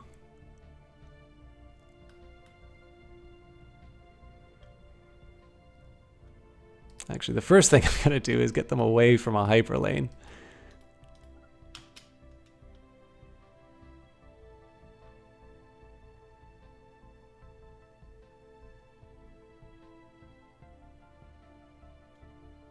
Actually, I guess it would tell me if there was something coming in there. Okay, so they got no orders. That's going to be a problem because they're still going to be hunting for my blood. So let's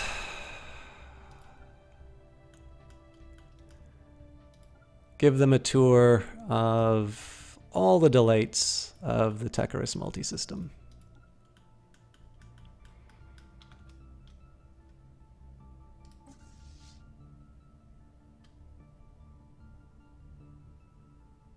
Construction complete.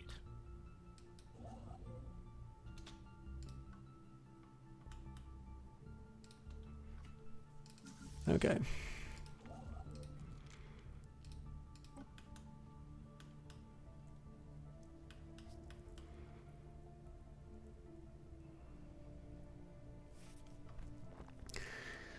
Sorry, I just need to think a little bit about what I'm doing in general.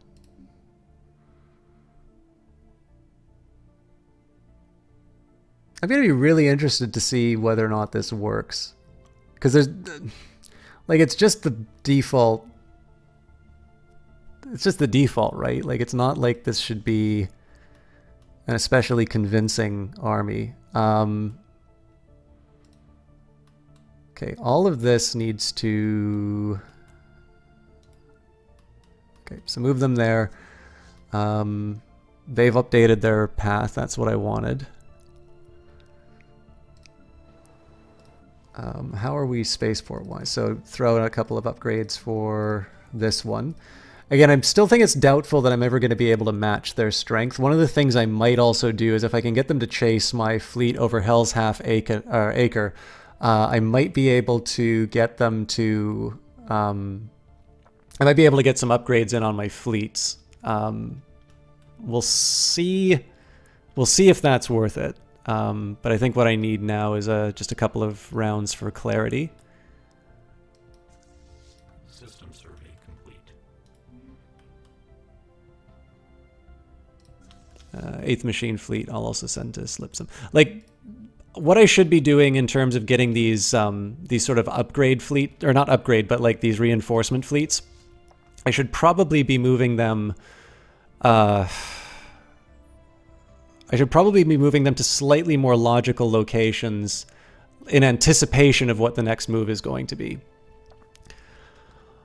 Actually, I am slightly tempted.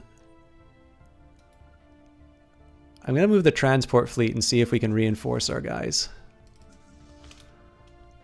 But yeah, so one of the drawbacks that I've had here is that I'm moving a lot of these things in reaction to sort of the enemy's changing movements, which has meant that my own forces are quite scattered.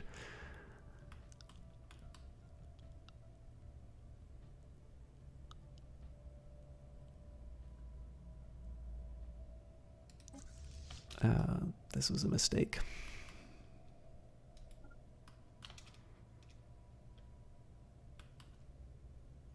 Okay, so I'm starting to get things to combine.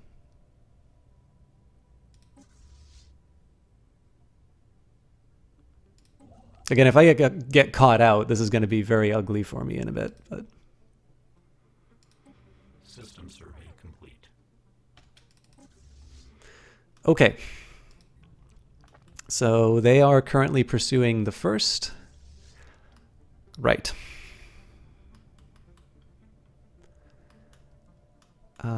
I'm actually okay with that.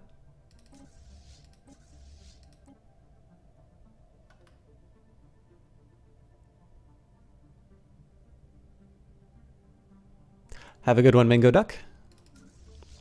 Okay, so obviously the second isn't in danger anymore, so we are going to keep these guys... Gonna keep these guys in position. I think the transport fleet's gonna move over here. This guy should probably move to a better... So this is probably on its way to clobbering the good guys, let's say. So we're going to build this wormhole station instead. Yep. So they'll be in a safe place. I'll at least be able to combine these fleets, which is good news for me. I'm not sure I'm going to be able to do anything with their FTL inhibitor, but that's fine because that's going to buy me some time. Again, they're going to notice that. So the question might be, why am I building so many wormhole generators inside the enemy space? The big reason for doing this is that I'm going to be able to take them from one end of their empire to another. It's going to be just some very easy gains, right? So like if I'm able to keep one fleet maybe over the edge here and another fleet over the edge here, I just wait for them to fly to and from, and I'm going to be able to abuse that in terms of gaining some some more meaningful advantages. So we'll combine these guys.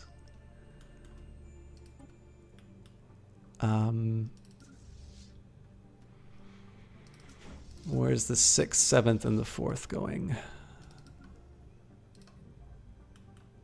All right, so they're going to be too slow.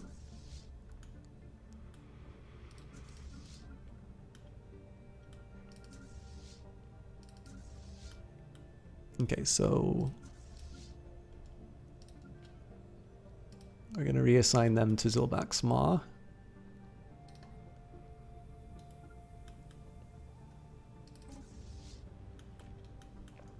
The real question is, so they're still a little bit of a ways away. So I'm going to make what's probably a bit of a greedy move, and I'm going to...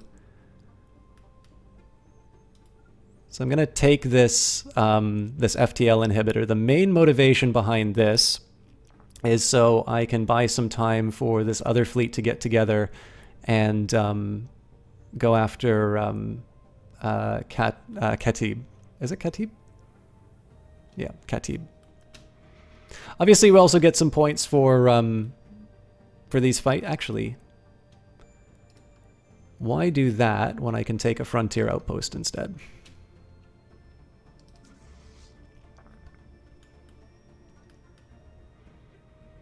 Construction complete.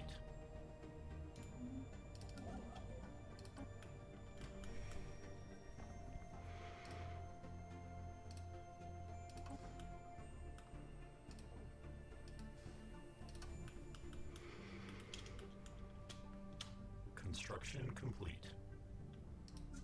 Okay, so they're at 0. Unlikely they're going to be able to make it at Zilbak's Maw, but I'm a little unclear in terms of where I'm going to be in terms of pursuing objectives. Also want to make sure the transport fleet is not...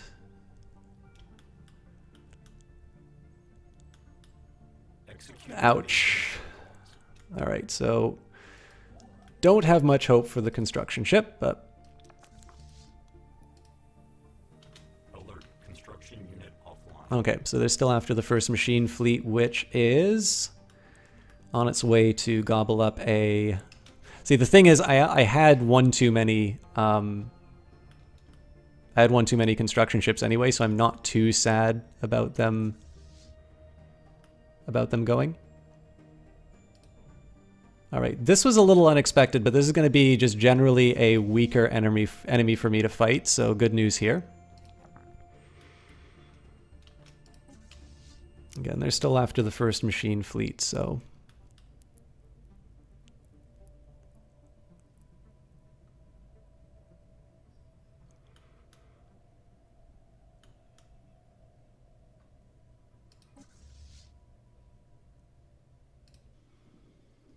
I guess there was a question about seeing combat inside the game, so...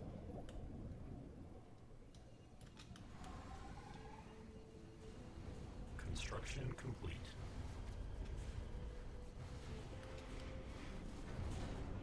Sorry guys, I got some technology, so... New plasteel armor. Hello, Eyes of Sin!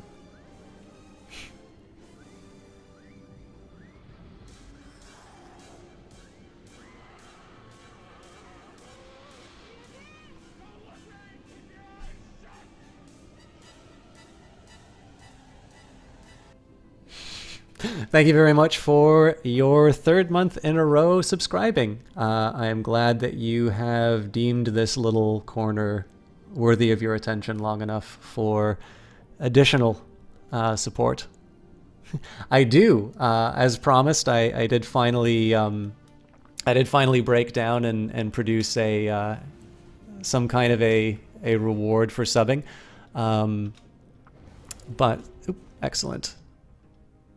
So for some reason, oh, it went down by 0.3 for the because of my construction ship.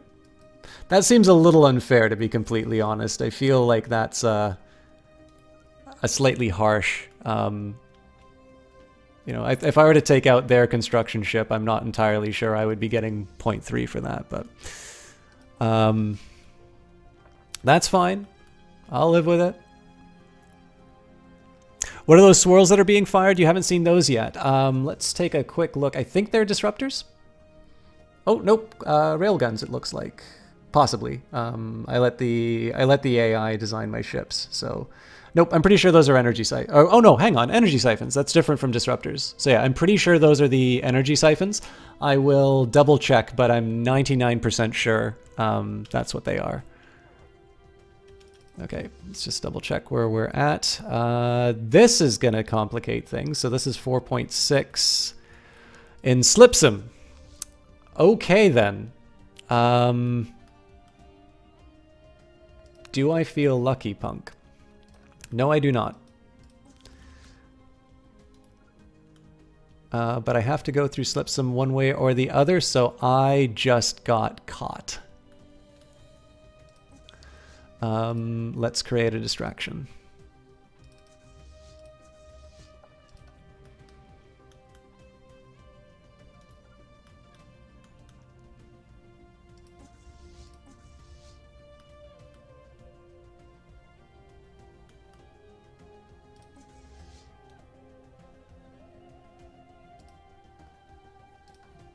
Well, let's see what happens. I don't feel good at all about... Oh, hang on, it's merging with them. Okay, so they left. So that begs the question as to where the hell did these guys go?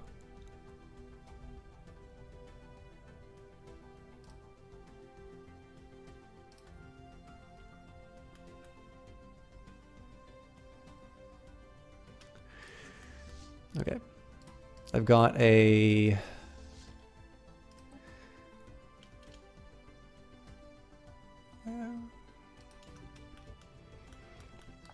Yeah, well, straight. I mean, like, for me, obviously, because so much of this is built around me being able to sort of abuse my, you know, my superior FTL technology, and I sort of have to have this twitchy obsession with the positioning of everything. Okay, so they are still after these guys. That's fascinating, though. So they can't actually... It looks like they have to go like this to get to Pandil. So these guys might still live.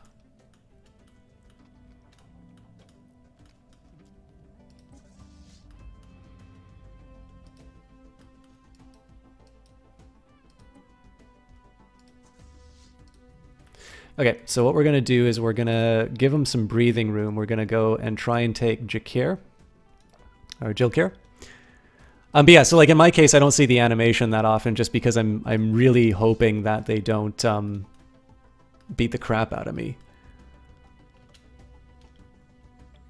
Okay, so they should be coming into the Pandil system.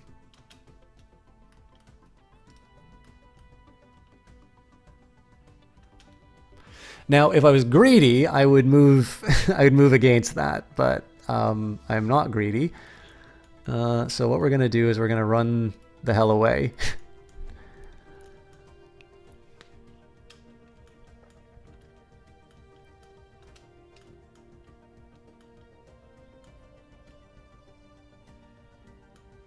Rouge Light Girl, thank you very much for that host. How are you doing tonight?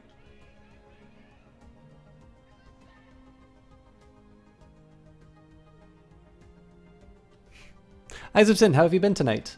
I know you were planning on doing a cast. Okay, so it looks like they didn't rebuild their defenses. This might mean that there's a bunch of big, nasty aliens coming to hurt me.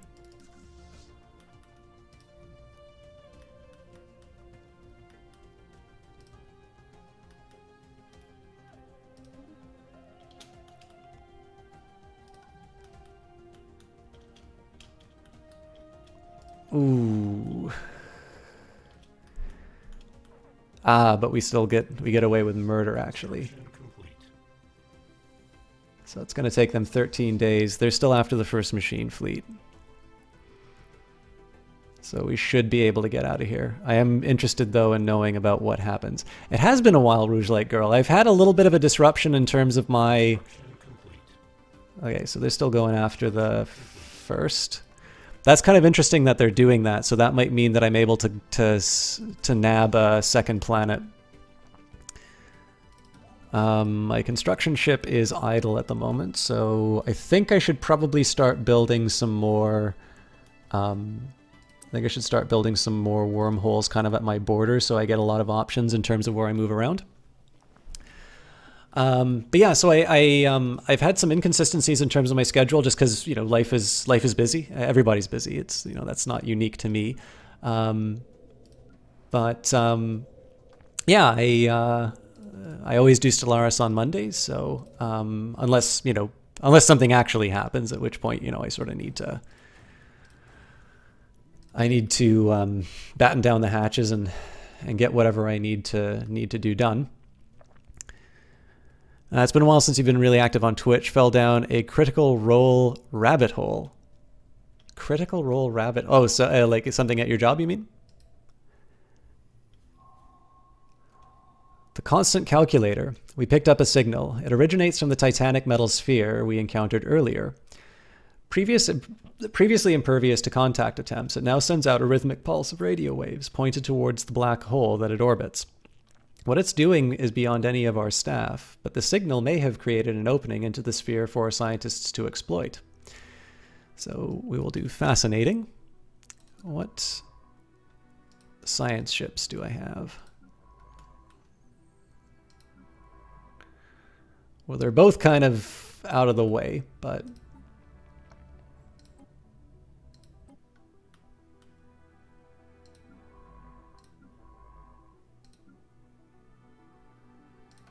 which was the one that didn't have resources?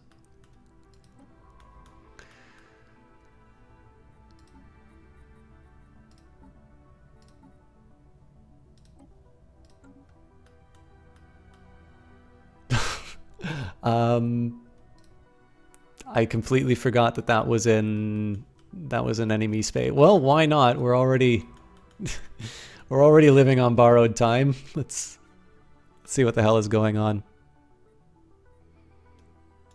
Oh, Critical Role is a D&D show on Twitch Thursday nights. I am so sorry, Rouge Light Girl. As you may have noticed, I only demand the absolute loyalty of people who watch me. I do nothing to bring my own value. Hang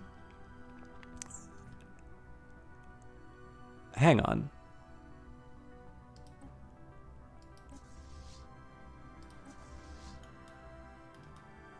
Did I just send everybody the same spot?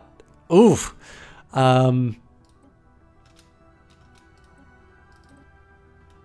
Well, I mean, it worked. They're not able to get to me.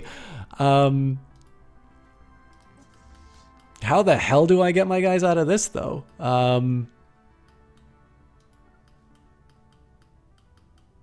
Yeah, that's not happening.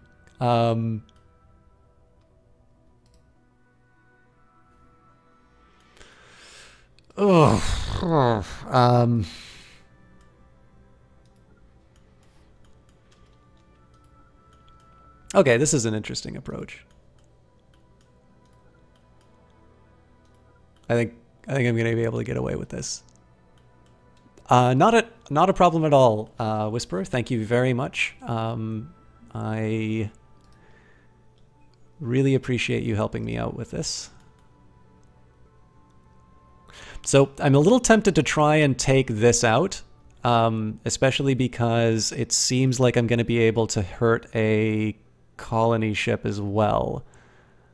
But the drawback is the time that it takes me to do this fight might actually get me caught by these guys, and if nothing else, it means that they have a direct connection to this fleet that's going to be bombarding. So where's my transport fleet going? They are going to wind up in Silpum, which is not where I want them. So instead what I'm going to do is I'm going to get them to land on Vira, which probably doesn't need my help, but wouldn't hurt to get this invasion taken care of. So yeah, basically I just want to waste these things' time. The longer I can bomb the hell out of Chatib, then the better I'm going to be. And then there's the logistics of actually getting my... oh God, you know what? This is so greedy, but... Oh, no, I already... I kind of wanted... I had second thoughts. I sort of wanted to take on Brachium, but I think I made the right call.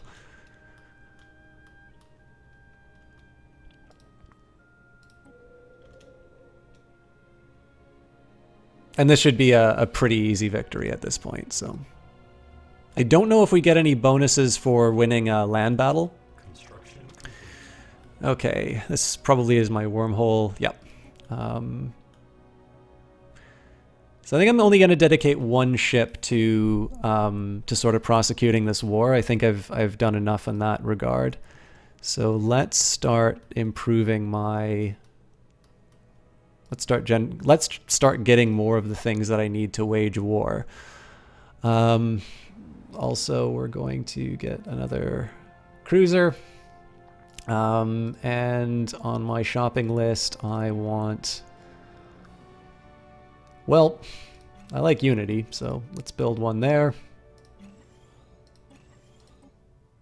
Obviously, I'll build some science improvements as well, but I kind of want to make sure that my means of prosecuting wars is taken care of first. I probably should have built a mineral refinery. Oh, actually, I'm going to build a depot here. Still colonizing.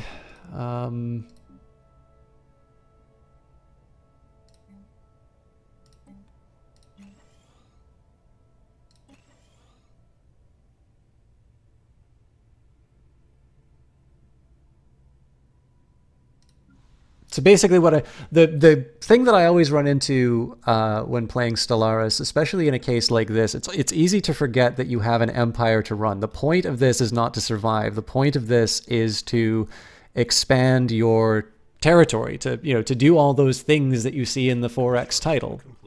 And so I do, especially when I'm sitting on a large amount of resource. My view has always been that any resource that's sitting in storage is resources that should be used to some other end.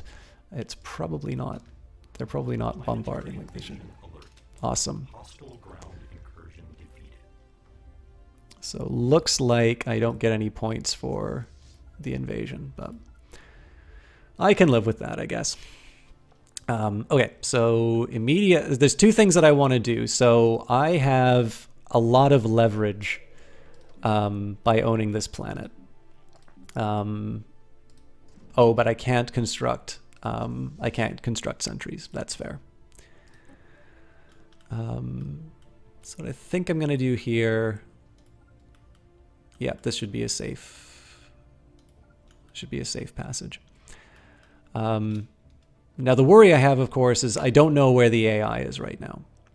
So the first machine fleet might be on might no longer be the target. It could be the second machine fleet, at which point my my transport is in trouble.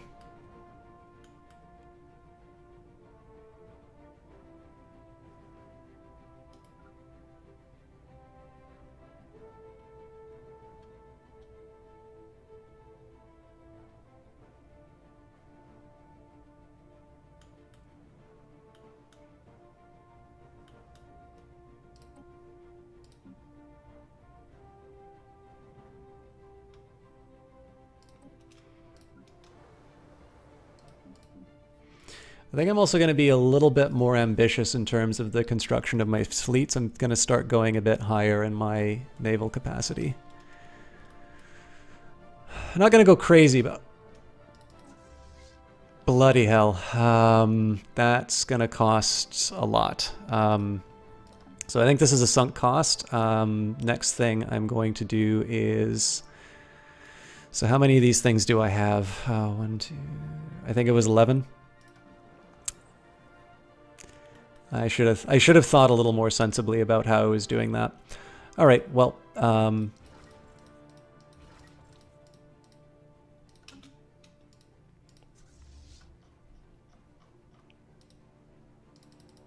yeah, I think these guys are going to be cut down before anything.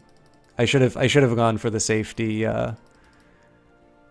Technological acquisition successful. I should have gone for the safety move. Don't need growth speed. Unit assembly plant will give me bonuses to unity, or autonomous agents will give me additional leaders. I'm tempted for the additional leaders because of the science, but I think I'm going to go for the additional unity. Yeah, I think this is a wipe. Alert. Ouch. Offline. Okay. Oh crap! And I was asleep at the switch. What's going on here? This is gonna... Yeah, we're engaged. I let this fall away from me pretty quickly. So we're gonna be giving up some pretty big losses.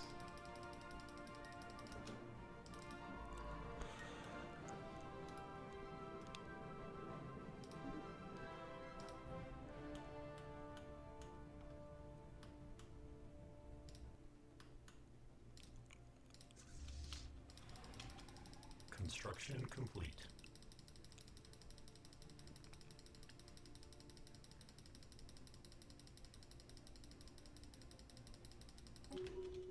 Okay, so what are we looking at here? They are going after the second machine fleet, who are currently running.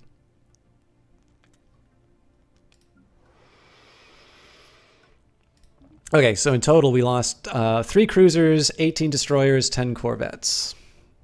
So we've got 1, 2... I'm actually going to write that down just so I can...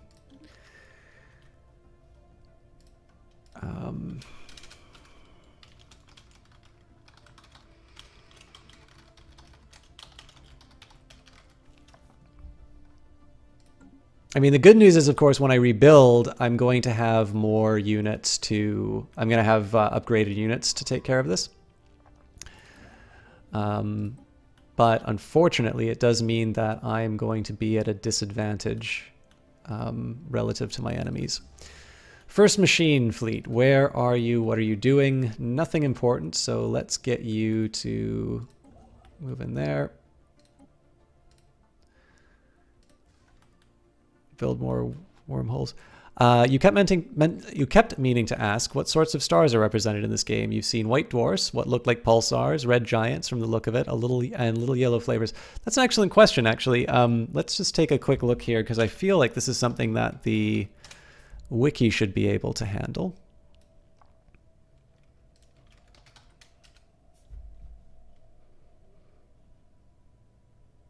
They're actually going to become much more important in the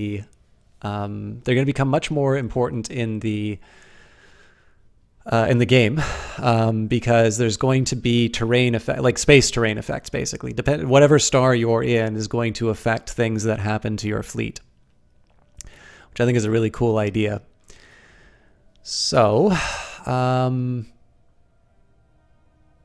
okay, so we've got black holes, typically formed as a result of the collapse of a very massive star at the end of its life cycle. Black holes have extremely strong gravity fields that prevent anything, including light, from escaping once the event horizon has been crossed. Class A, these are relatively young white or bluish-white main sequence stars, are typically among the most visible to the naked eye. They're very large and rotate very quickly, but eventually evolve into slower, cooler red giants. Class B, the large Class B main sequence stars are very bright and blue, although somewhat rare. The luminosity of these stars make them among the most visible to the naked eye. Class F, F-type stars are fairly large and often referred to as yellow-white dwarfs. Although they often emit significant amounts of UV radiation, their wide habitable zones have a good chance of supporting life-bearing worlds. Class G, often referred to as yellow dwarfs, G-type stars actually range in color from white to slightly yellow. Main sequence stars fuse hydrogen for roughly 10 billion years before they expand and become red giants. Although their lifespans are shorter than K-type stars, worlds inside the habitable zone of a G-star often enjoy optimal conditions for the development of life. Class K. These main sequence stars, sometimes referred to as orange dwarfs, are a fairly common sight. They are stable on the main sequence for up to 30 billion years, meaning that worlds orbiting K-type star have longer than average window to evolve life. Class M. The most common stars in the universe, often referred to as red dwarfs. Their low luminosity means they are difficult to observe with the naked eye from afar. Although they typically have extremely long lifespan, red dwarfs emit almost no UV light, resulting in unfavorable conditions for most forms of life. Last two, neutron stars. These incredibly dense stellar remnants are sometimes created when a massive star suffers a rapid collapse and evolves into a supernova. Although their diameter is typically as little as 10 kilometers, their mass is many times greater than the average G-type star. And finally, pulsars. Pulsars are highly magnetized neutron stars that emit beams of electromagnetic radiation. As the star rotates, the radiation beam is only visible when pointing directly at the observer. This results in a very precise interval of pulses, which sometimes is so exact that it can be used to measure the passage of time with extreme accuracy. And for those of you who don't know it, it's a wonderful resource. You can actually access it within game, although I think because I'm in windowed mode, my mouse is off. Also, yeah, you can see it. This is stellariswiki.com. That's where I was reading all of that.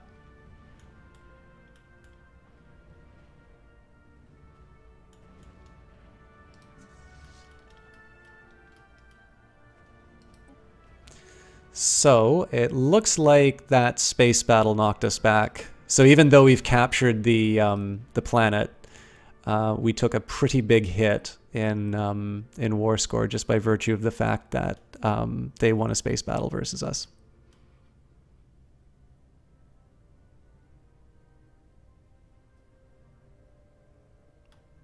You feel like if you ever die, you'd like your body shot into a black hole. Have you, by any chance, ever read A Brief History of Time, Johnny Big Time? A Brief History of Johnny Big Time. Okay, let's just see what's going on here. I still want to see. Okay, so what they're going to be doing here is they're going to be trying to retake this planet, which again is not a bad. That is definitely not a bad. That's not a bad thing for them to do, since it will mean that they're able to push the war score back in their favor for reclaiming their planet. This does give me an opportunity.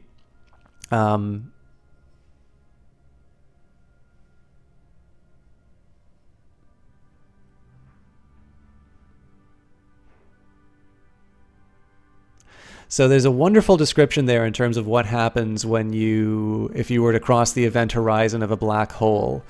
I think it's almost to a point where you might want to, if you knew you were going to die, you might just want to be shot into the black hole before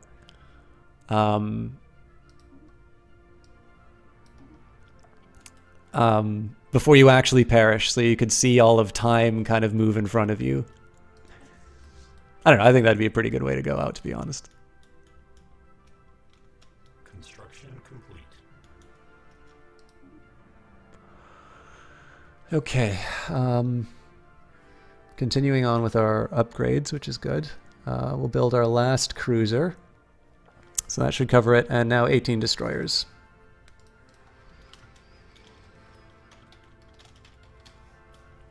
By the way, I apologize, guys. I know we've been fairly slow on the gameplay, and that was because the strategy we were employing was working so well until I got very greedy, or maybe distracted is the better term. And as a consequence, I now need to clean up a bit of my mess. Okay, so what we're going to do here, I think I have enough to build 2 colonies. I of course need the minerals, but I'm going to make 2 new colonies, and actually in these cases I'm going to hand them over directly to the AI. I think I think you get spaghettified, like in that both things happen to you. So I believe you would probably be able to experience at least some of the wonders of the universe before the bad stuff happened.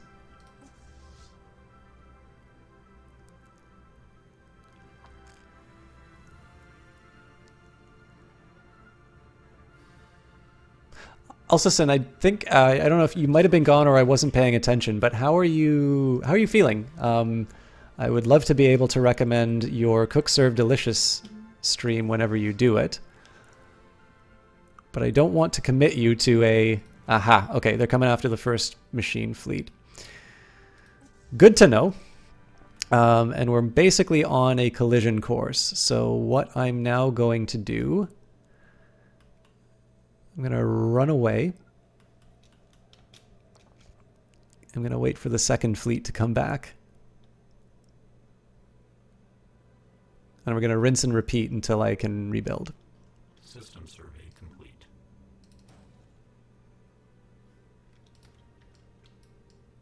Only 15 more destroyers to go.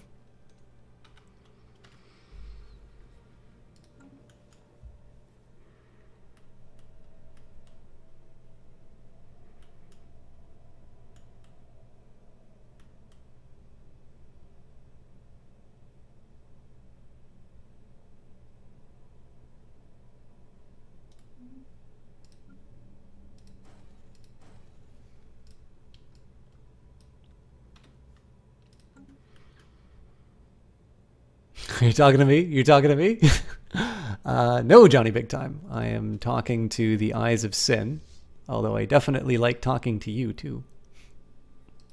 Okay, so they don't see an opportunity to attack the first fleet anymore, which is fine because I'm going to use that as an opportunity to go after this target. Now, it means I'm going to be close to them. But the idea here is that I want to trade off anything I can do to keep them from trying to get back Vira. The better it is for me in terms of, again, just continuing on with this splitting people apart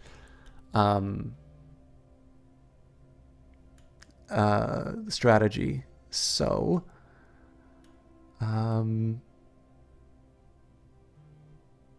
let's go for broke. And like start building some stuff deep into their territory. Much better. You're tentative to say you'll be streaming Stew. You'll definitely be streaming Cook Serve Delicious when you do, as you've tested it and one runs well. Oh yeah, actually, by the way, I also owe you an apology. So like it occurred to me after the fact. So I sent you something on Snapchat by mistake, and then I sent you a message saying, "Okay, like sorry, that was the wrong person, you know, I didn't mean to talk to you." And then I didn't say anything else to you. So I am feeling like a bit of a heel. I apologize for that. And I am glad that you are well.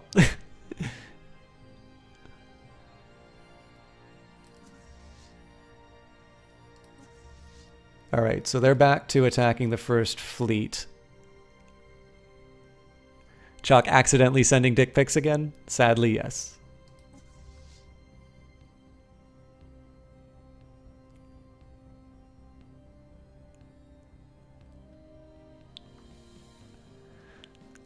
The good news is that there isn't much to see, so it doesn't cause that much offense. Okay, we're going to heal. We're going to upgrade. Upgrading costs 484, which we can afford. And the remainder will go to Lisith Prime. Oh, speaking of which, more HKs and more destroyers. You're just confused by the context and you assumed you're having a conversation elsewhere and missent that. Yeah, I mean, well, if you got any any meaning or interest out of it, I am glad, and I hope you continue to find such things fascinating. But it's definitely sort of felt like trying to explain what the hell that was. It was probably better to just say, sorry, I sent that to the wrong person. Where's the fight? I don't want there to be a fight. Oh, I'm fine with this fight. What I am going to do, though, is I'm going to run them... Technological acquisition successful. I'm going to make them run away really quick. Okay. Cruiser assembly yards is super tempting because I am going to be constrained for time on rebuilding my fleets. But honestly, to get to battleships and to be able to get my fleet cap where it needs to be, I feel like that's one of my highest priorities. So, also the swirly thing is definitely the energy siphon. Okay, we need to get the hell out of here right now. Lost nothing, very good. Let's get you to...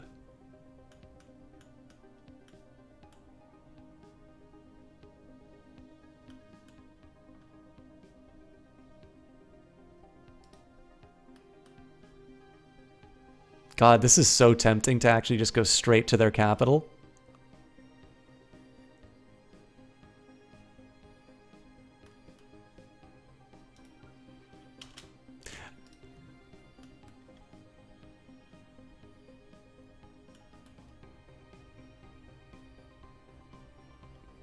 I'm not entirely sure how I justify this decision, but I'm really excited to see what happens.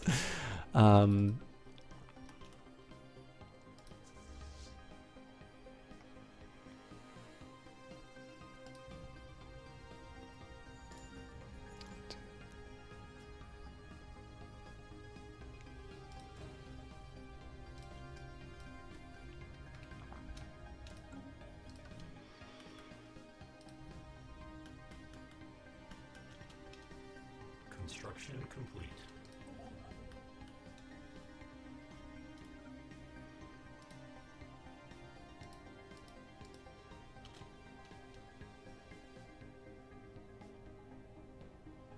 What an interesting conversation to have blasting on my TV. Well, this is the easier one for you. So just the you were the second recipient of the you were the second recipient of the book photo.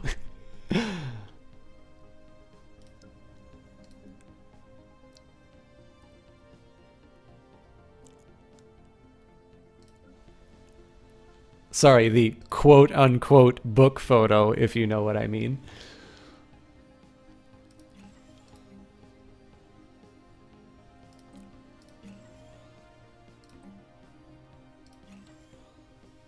Read, for lack of a better word, is good.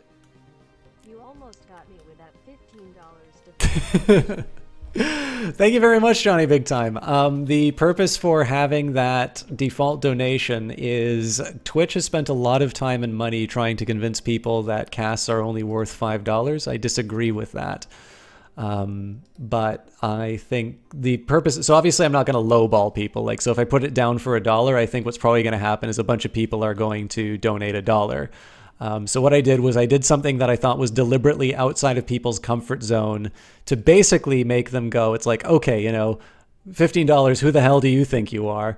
But to basically get them to set something that they want. I think the majority of people probably just go for like $5 still, which is totally fine, but ooh, looks like they're trying to slow me down.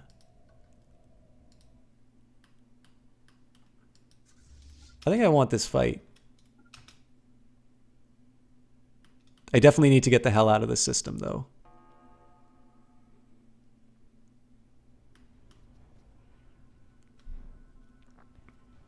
Special project complete. Read, for lack of a better word, is good. Oops.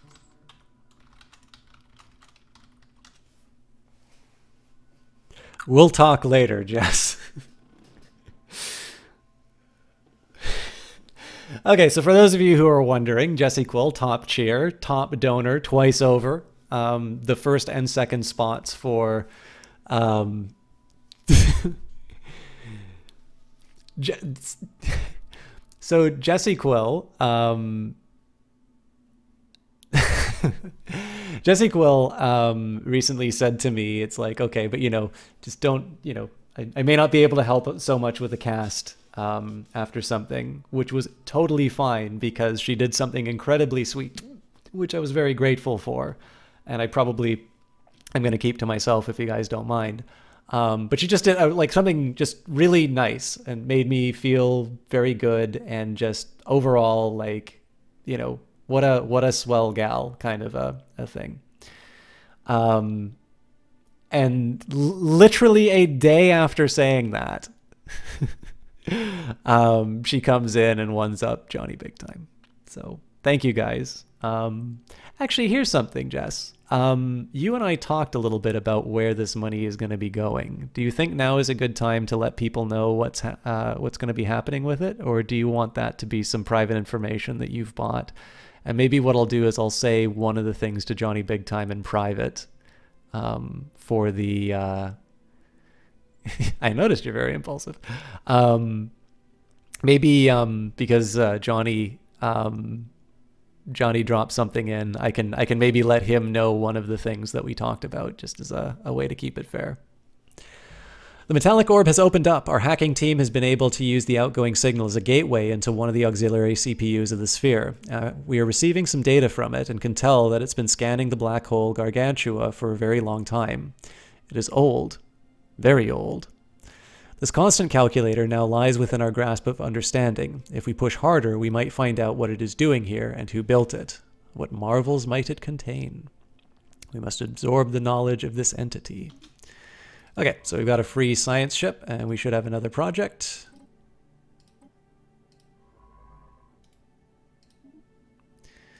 In the meantime, let's see how this fight's going, keeping in mind that there's going to be nasty things coming to ruin us in a little bit.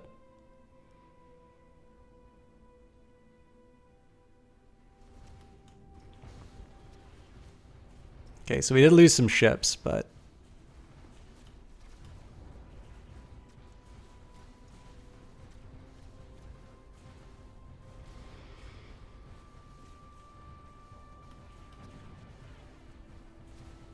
Okay, good news. And the big guys showed up. I don't think we're going to be able to escape in time. But by God, we are going to try. And we're going to do something rather surprising by going directly into the Alpha Refuge. Okay, so 21 days. Pretty sure these guys are going to be able to make it, but we'll see. Like the enemy's going to be able to make it in time, but we might be able to just pull off an absolute abuse of my FTL.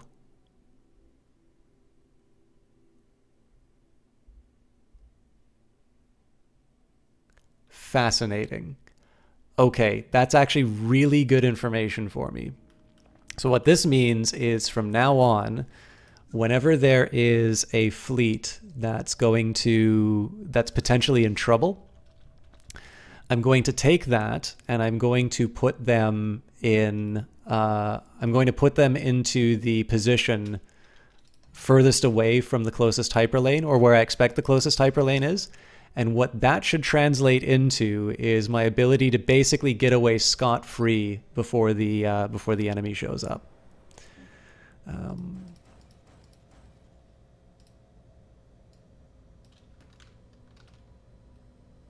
There's some good people here who should know. Well, tell you what, Jess, you have bought my silence. So if you can give me a private message saying who can keep a secret.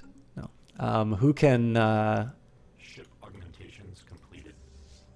Who has earned the secret advanced knowledge of what I'm up to. Yeah. I think that'll be a fun way of acknowledging that you've gone above and beyond for the cast. Okay, so we've got a big surplus in terms of energy now, which means that oh, you know what? I need to build another colony.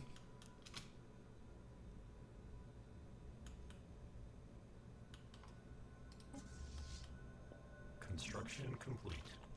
And we hit our max for influence. I'm going to blow some of this already on a new colony. But what we're going to do is just sort my own. 0-1 probably doesn't have any more edicts. So we'll get them to do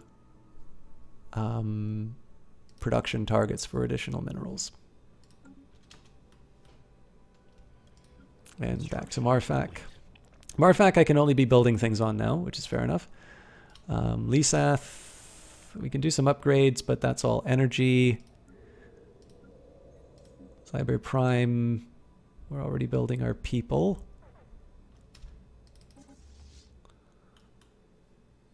They are still coming after Vra. It's actually kind of good news.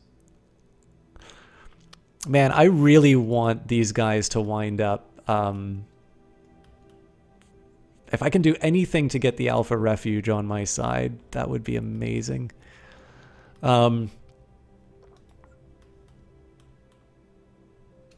I think this is going to give me enough wriggle room that the Star Flock doesn't come and cause me problems.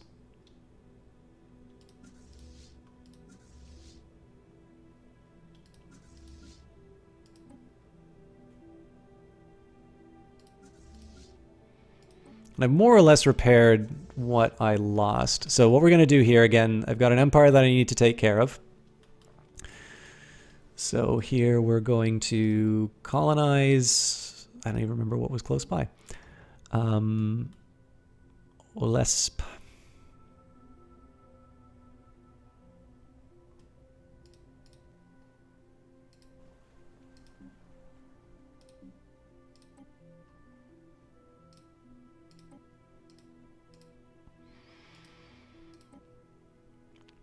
So I'm sometimes tempted to just put it on the food tiles because I don't use them. I think I'm going to wind up doing that. Again, it's kind of weak because I don't have a lot of options, but then it's a small planet, so that's not it's not like a major consideration.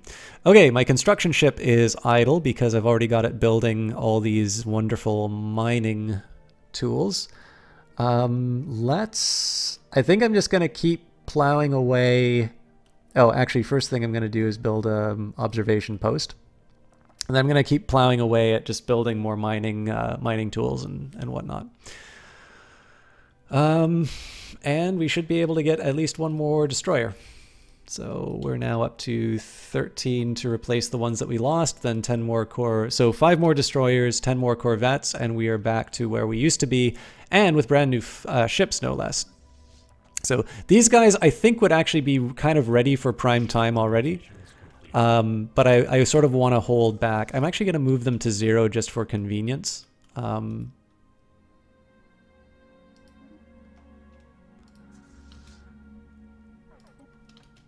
let's just make sure this is still... Yep, so they're still going for Vara, which is fine. I just want to make sure that my other fleet is on its way. And again, the priority right now is to make sure that the priority is to make sure that I'm able to... Nope, I can still work with this. I basically want to do some damage to their infrastructure. This is actually a fairly tough... I wonder why... it's defense platform. For some reason, they've got just a super spaceport. But the idea here is I just want to try and distract the AI's attention from trying to get back Vra, and if I can, to be able to gain this planet. Obviously, it's going to take me a while to get my armies on 0-1, but that's kind of the overall goal right now.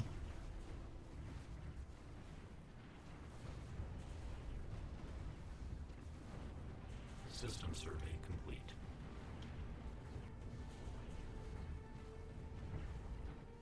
Definitely losing a lot. So they should be, yeah, they're coming back after the first machine fleet there at Silpam, which means they're going to be pretty close, I think. But we should be able to make something happen out of this. This is actually also becoming a fair fight very quickly, so... Okay, thank God that platform's out. We need to get the hell out of here right now. I'm going to take him there.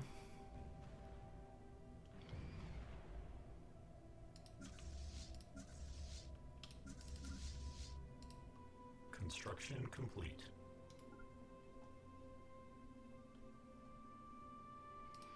All right, what do we lose? 4 destroyers, 19 corvettes. So that's going to be 22 in total and 29 corvettes I build now.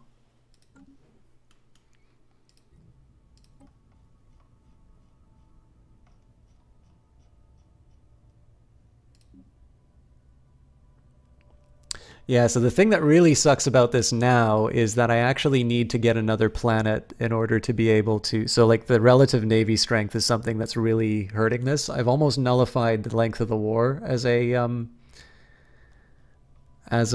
factor. I could like cede them one of my planets, but I'm a little reluctant to do that. I would like to try and even it out if I can.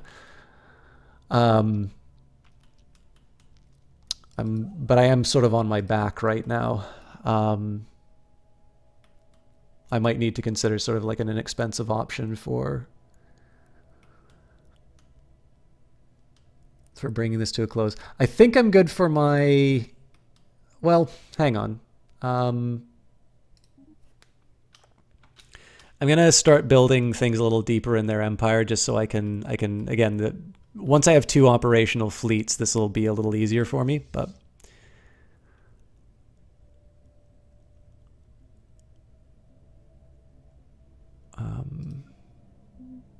okay, so we need 14, 15, 16, 17,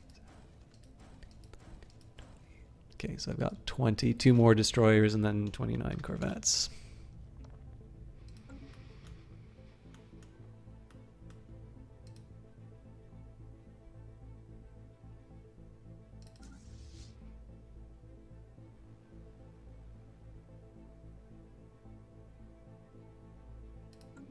So I think what we're going to do here is we're just going to take a minute. Once these guys are all united, we're going to... All right.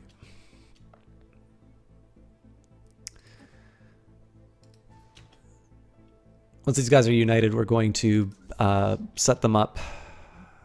We're going to upgrade them, and then I think we're going to send them out on some adventures.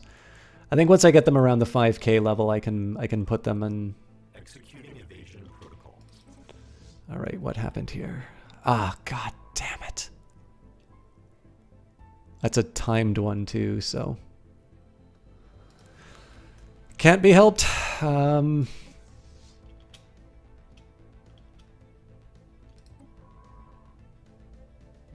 actually seems like they're not going to...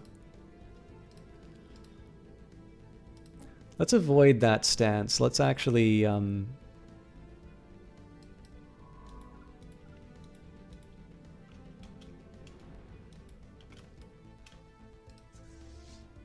Yeah, so they're not attacking me, so I want to do the research if I can.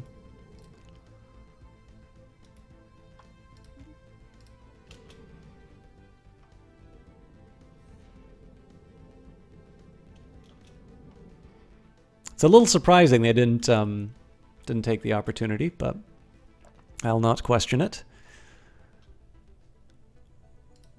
Okay, so we'll unite the fleets on 0. Okay, so I also have more opportunities for colonization. So Gosram is next on the list. That's going to cost me... it's going to cost me my fleet budget, but that's going to be helpful. I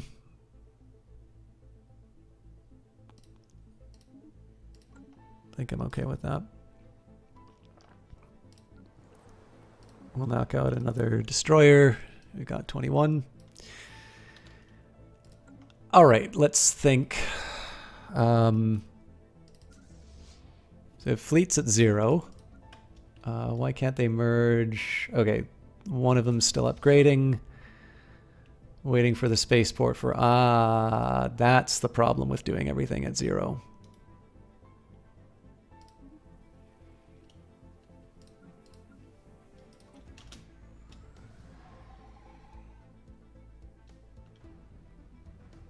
Okay, well, you know what? We'll take him to Leaseth for upgrades. It's a mere 26. And then I think we're going to send these guys up to Jakir. Unfortunately, of course, they have their defenses back. But we should have some opportunities with our... Oh, not enough money for mining stations. We should have some opportunities with the other fleet being chased. And as far as the hunter-killers, that's going to take a while. As far as garrisons, we've got 8, so I mean, we might be able to take the planet as it is.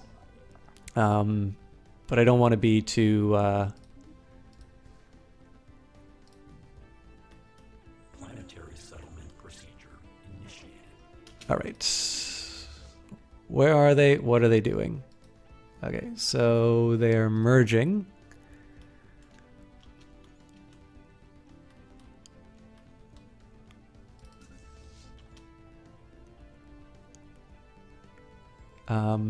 I think it's a good time. Okay, so the first machine fleet looks like they're in...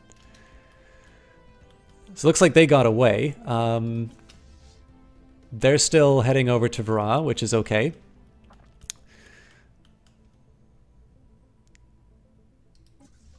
And I think the remaining fleets that get built at 0 are now going to go towards the first machine fleet.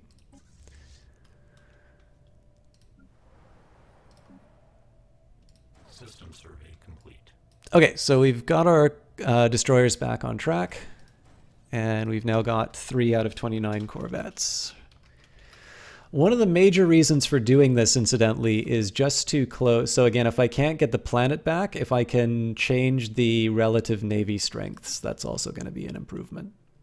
But I should be able to get some concessions in terms of just being able to knock down some of their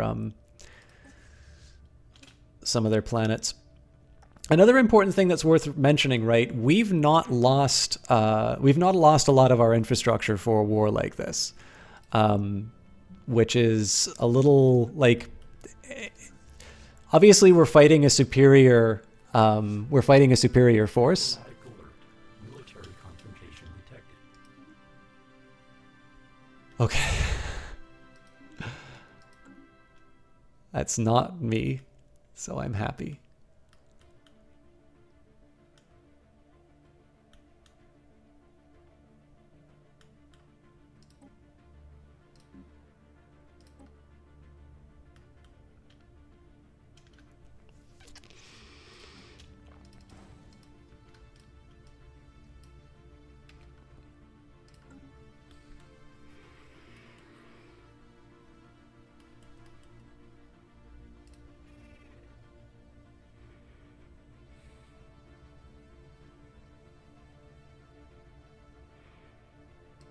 I wish I had a better idea in terms of where the source of that technological superiority was coming from. Because if you think about it, right, if I find out that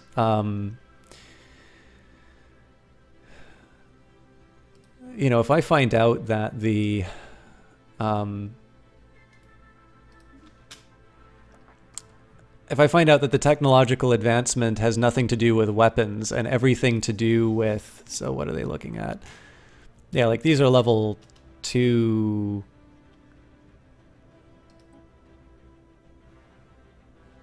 They actually seem to be putting a lot on plasma accelerators.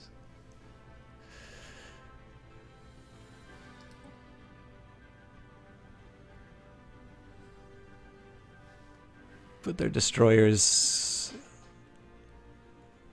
eat our shield. See, I don't think this is the right way to go about it right now. Yeah, so their small ones are the ones that wreck the shields. Gotcha.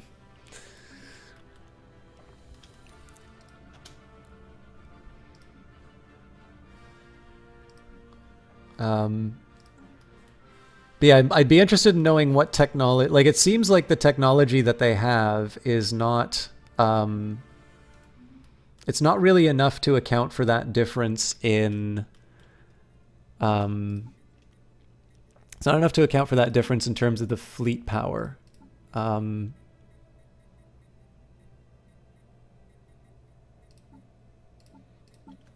was I? Sectors. I can add some more things into there.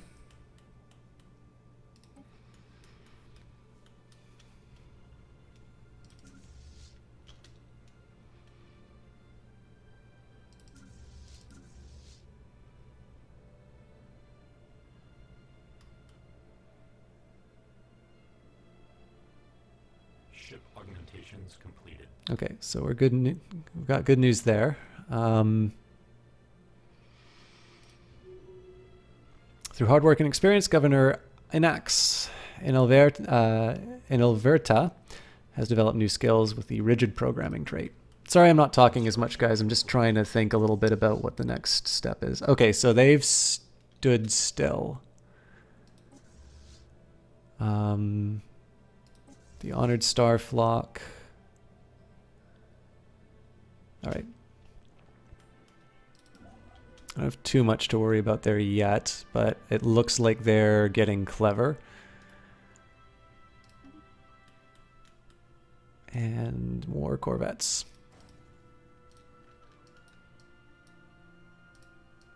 Got 6 of 29. It also looks like I'm dropping frames, although I'm pretty much close to the time that I would be ending. So I think what I'm going to wind up doing is I'm going to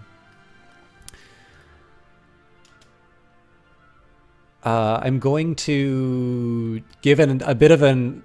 I'm going to articulate what the next few moves are going to be in terms of this this playthrough. See if I can try and bring this home to a reasonable conclusion from my side. I wonder if I'm able to see how many armies there are on this planet. No, of course I wouldn't be able to. That's the sort of information I should have got the last time that I was there. But what we're going to do, against my better judgment, we will embark the existing armies that we have. That means that we're going to have one less than what I did for the original fight.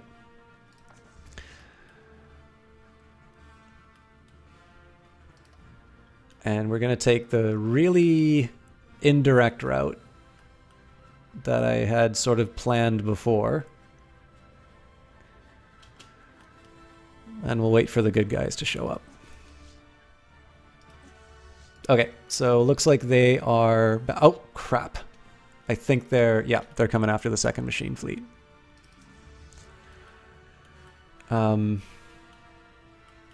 Which is fine, because that means that the first machine fleet should be looking for another opportunity, something like Liges to A. I should be able to move. I should be able to move on them over there. Again, another thing that's worth remembering is that I have a lot more sort of grace time to deal with these guys than I thought. As long as I'm in sort of the other side, as long as I'm on the other side when they attack, I'm okay. Now again, it's gonna be tough because the hyper lane for here is so close. But I know basically I know I have a little bit of free time on this.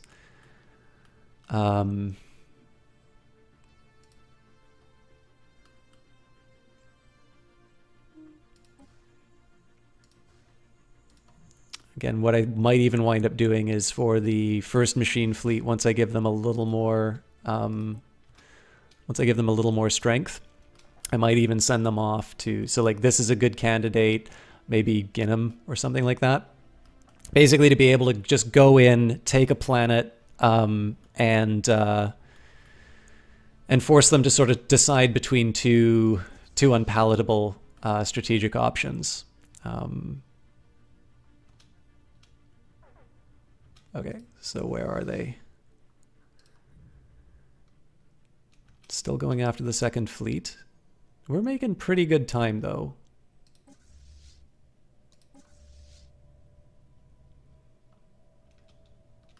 Okay, so what are we looking at when... So yeah, we definitely have something...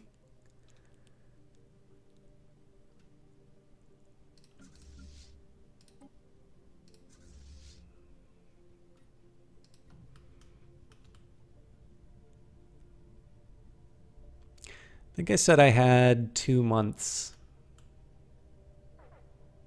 Nope. All right.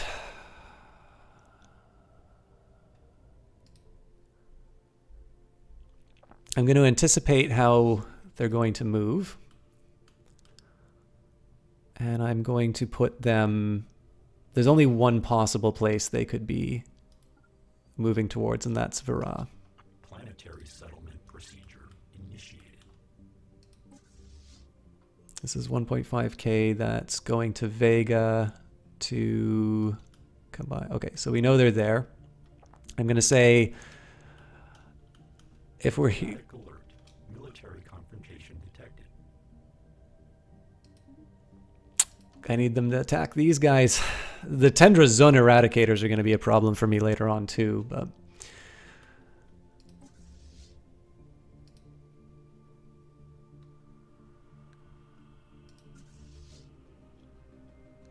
Actually, let's go aggressive on this.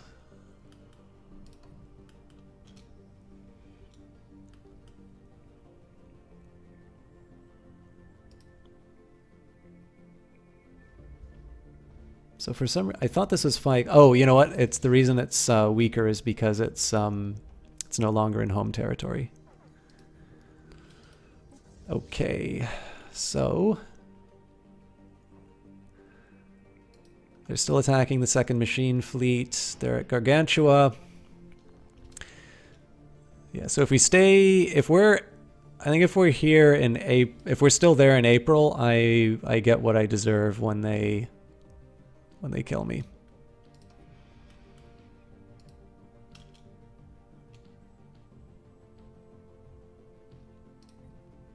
I might have other advance warnings, but it's probably not bad to...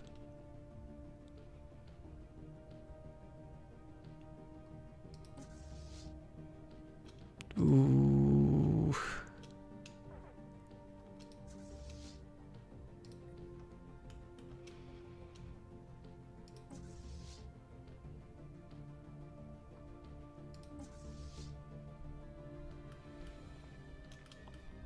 Okay.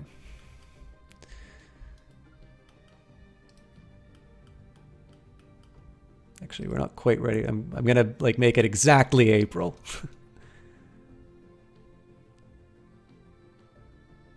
Okay. So what we're gonna do now is we're gonna move out to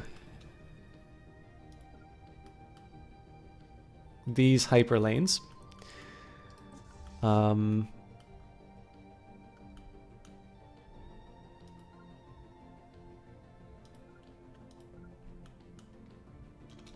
I'm going to send my transport fleets along safe routes because that's what happened to them last time. Or that's the drawback was what I did to them last time.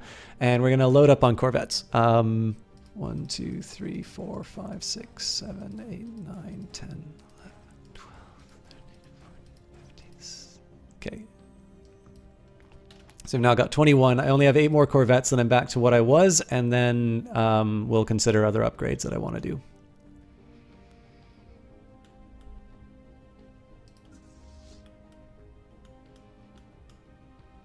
The real trick here is I do actually want the AI to, I want the AI to get as close as possible to this fleet before they move on. Ah, perfect.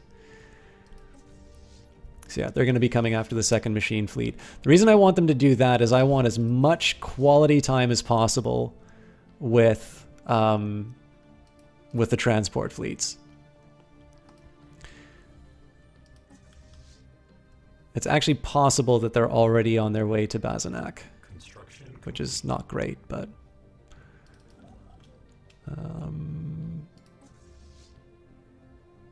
they're on the way to Pendil. Where is that? Alright, so they're probably on their way to Bazanak. Again, I'm still gonna move like this, because this should at least give me some points for the... Yeah, that's only one transport ship. That's not great, but if nothing else, that'll hopefully disrupt the AI enough to start chasing the first fleet, and the second can go and take its goal. Ah, for fuck's sake. I should have planned that. This is going to be devastating.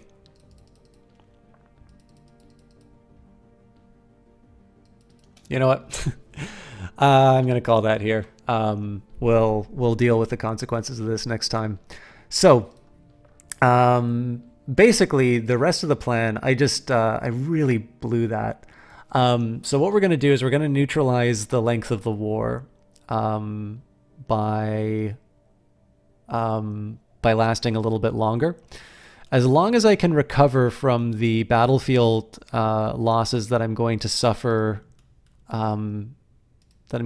here, the name of the game is going to be to attack places like Iol, take out their transport fleets, you know, basically make sure that I continue to hold this area. And if we can get back to that strategy that was working really well for us of basically, you know, sending one fleet, like what I'm probably going to do is maybe send them to like Gainam or Lajiz, and then one at Chatib, and basically turn that into my like when I can turn that into my strategy, what that's going to mean is that they're going to have to spend their death army, they're going to have to split them between these two areas. Now, the one thing that's really funny about this is they've expanded out their fleet to a point where they could also split it into two parts. But because the AI is really concerned about having these, like, you know, these death stacks, I'm sort of able to get away.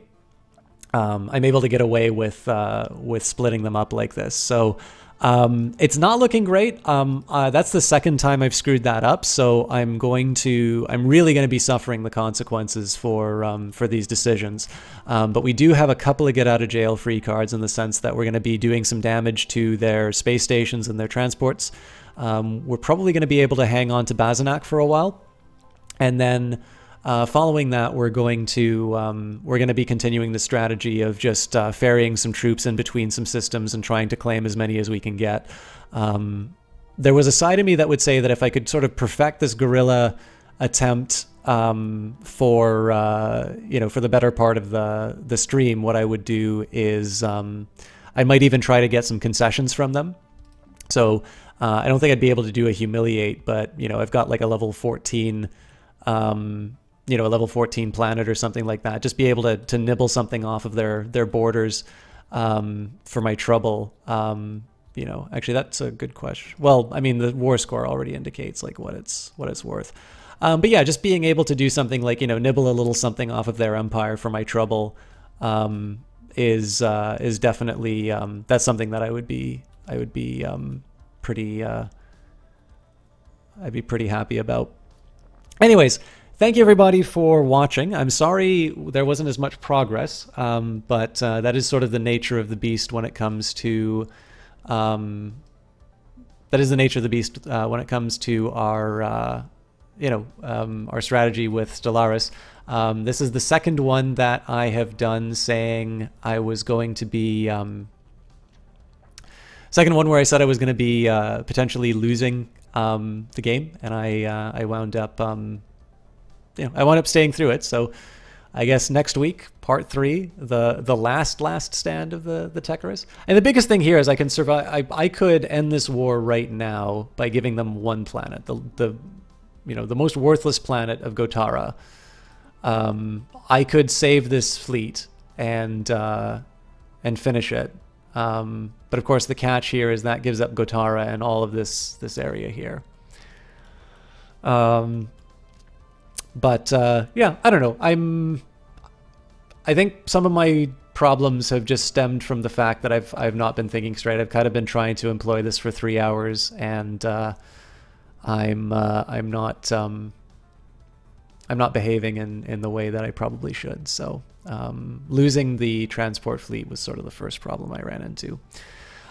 Before I go, let's say some thank you to the hosts. Twitch always has a bad habit of flipping these things around to the way I should. So we've got Mingo Duck, Nubisaur42, Flow Fantasy, Unknown Brigade, Dynamite. Oh, it switched again. Let's try that again.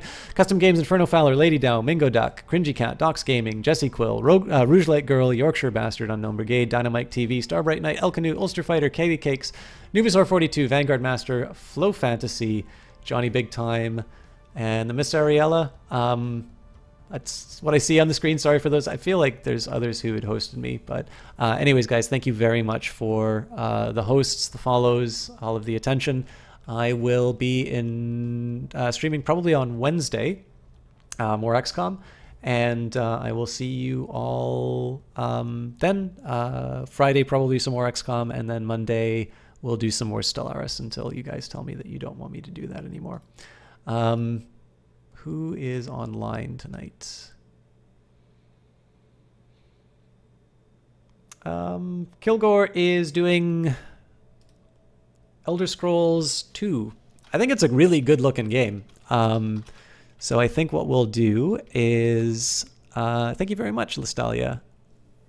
And no problem, Iserson. Thank you for stopping by. So I think Elder Scrolls 2, it has all the things that was interesting about the first Elder Scrolls, but a big graphical facelift. Thanks, King Hubris. Thank you for stopping by. I feel like you hosted earlier, so if you did, yes, thank you for the host earlier from King Hubris. I think I missed him out on the list.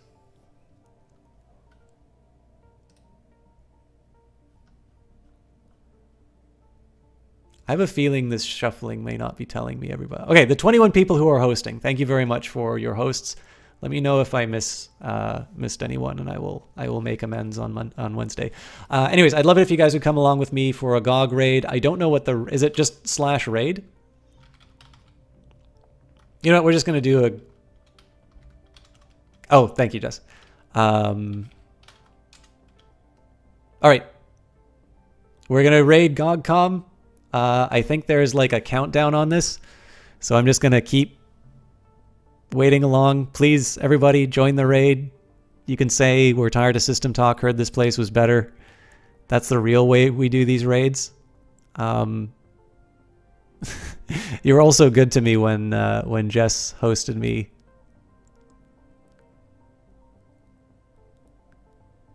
Oh man, I don't like this feature at all. Okay, you know what? You all can just click on the GOG link. We're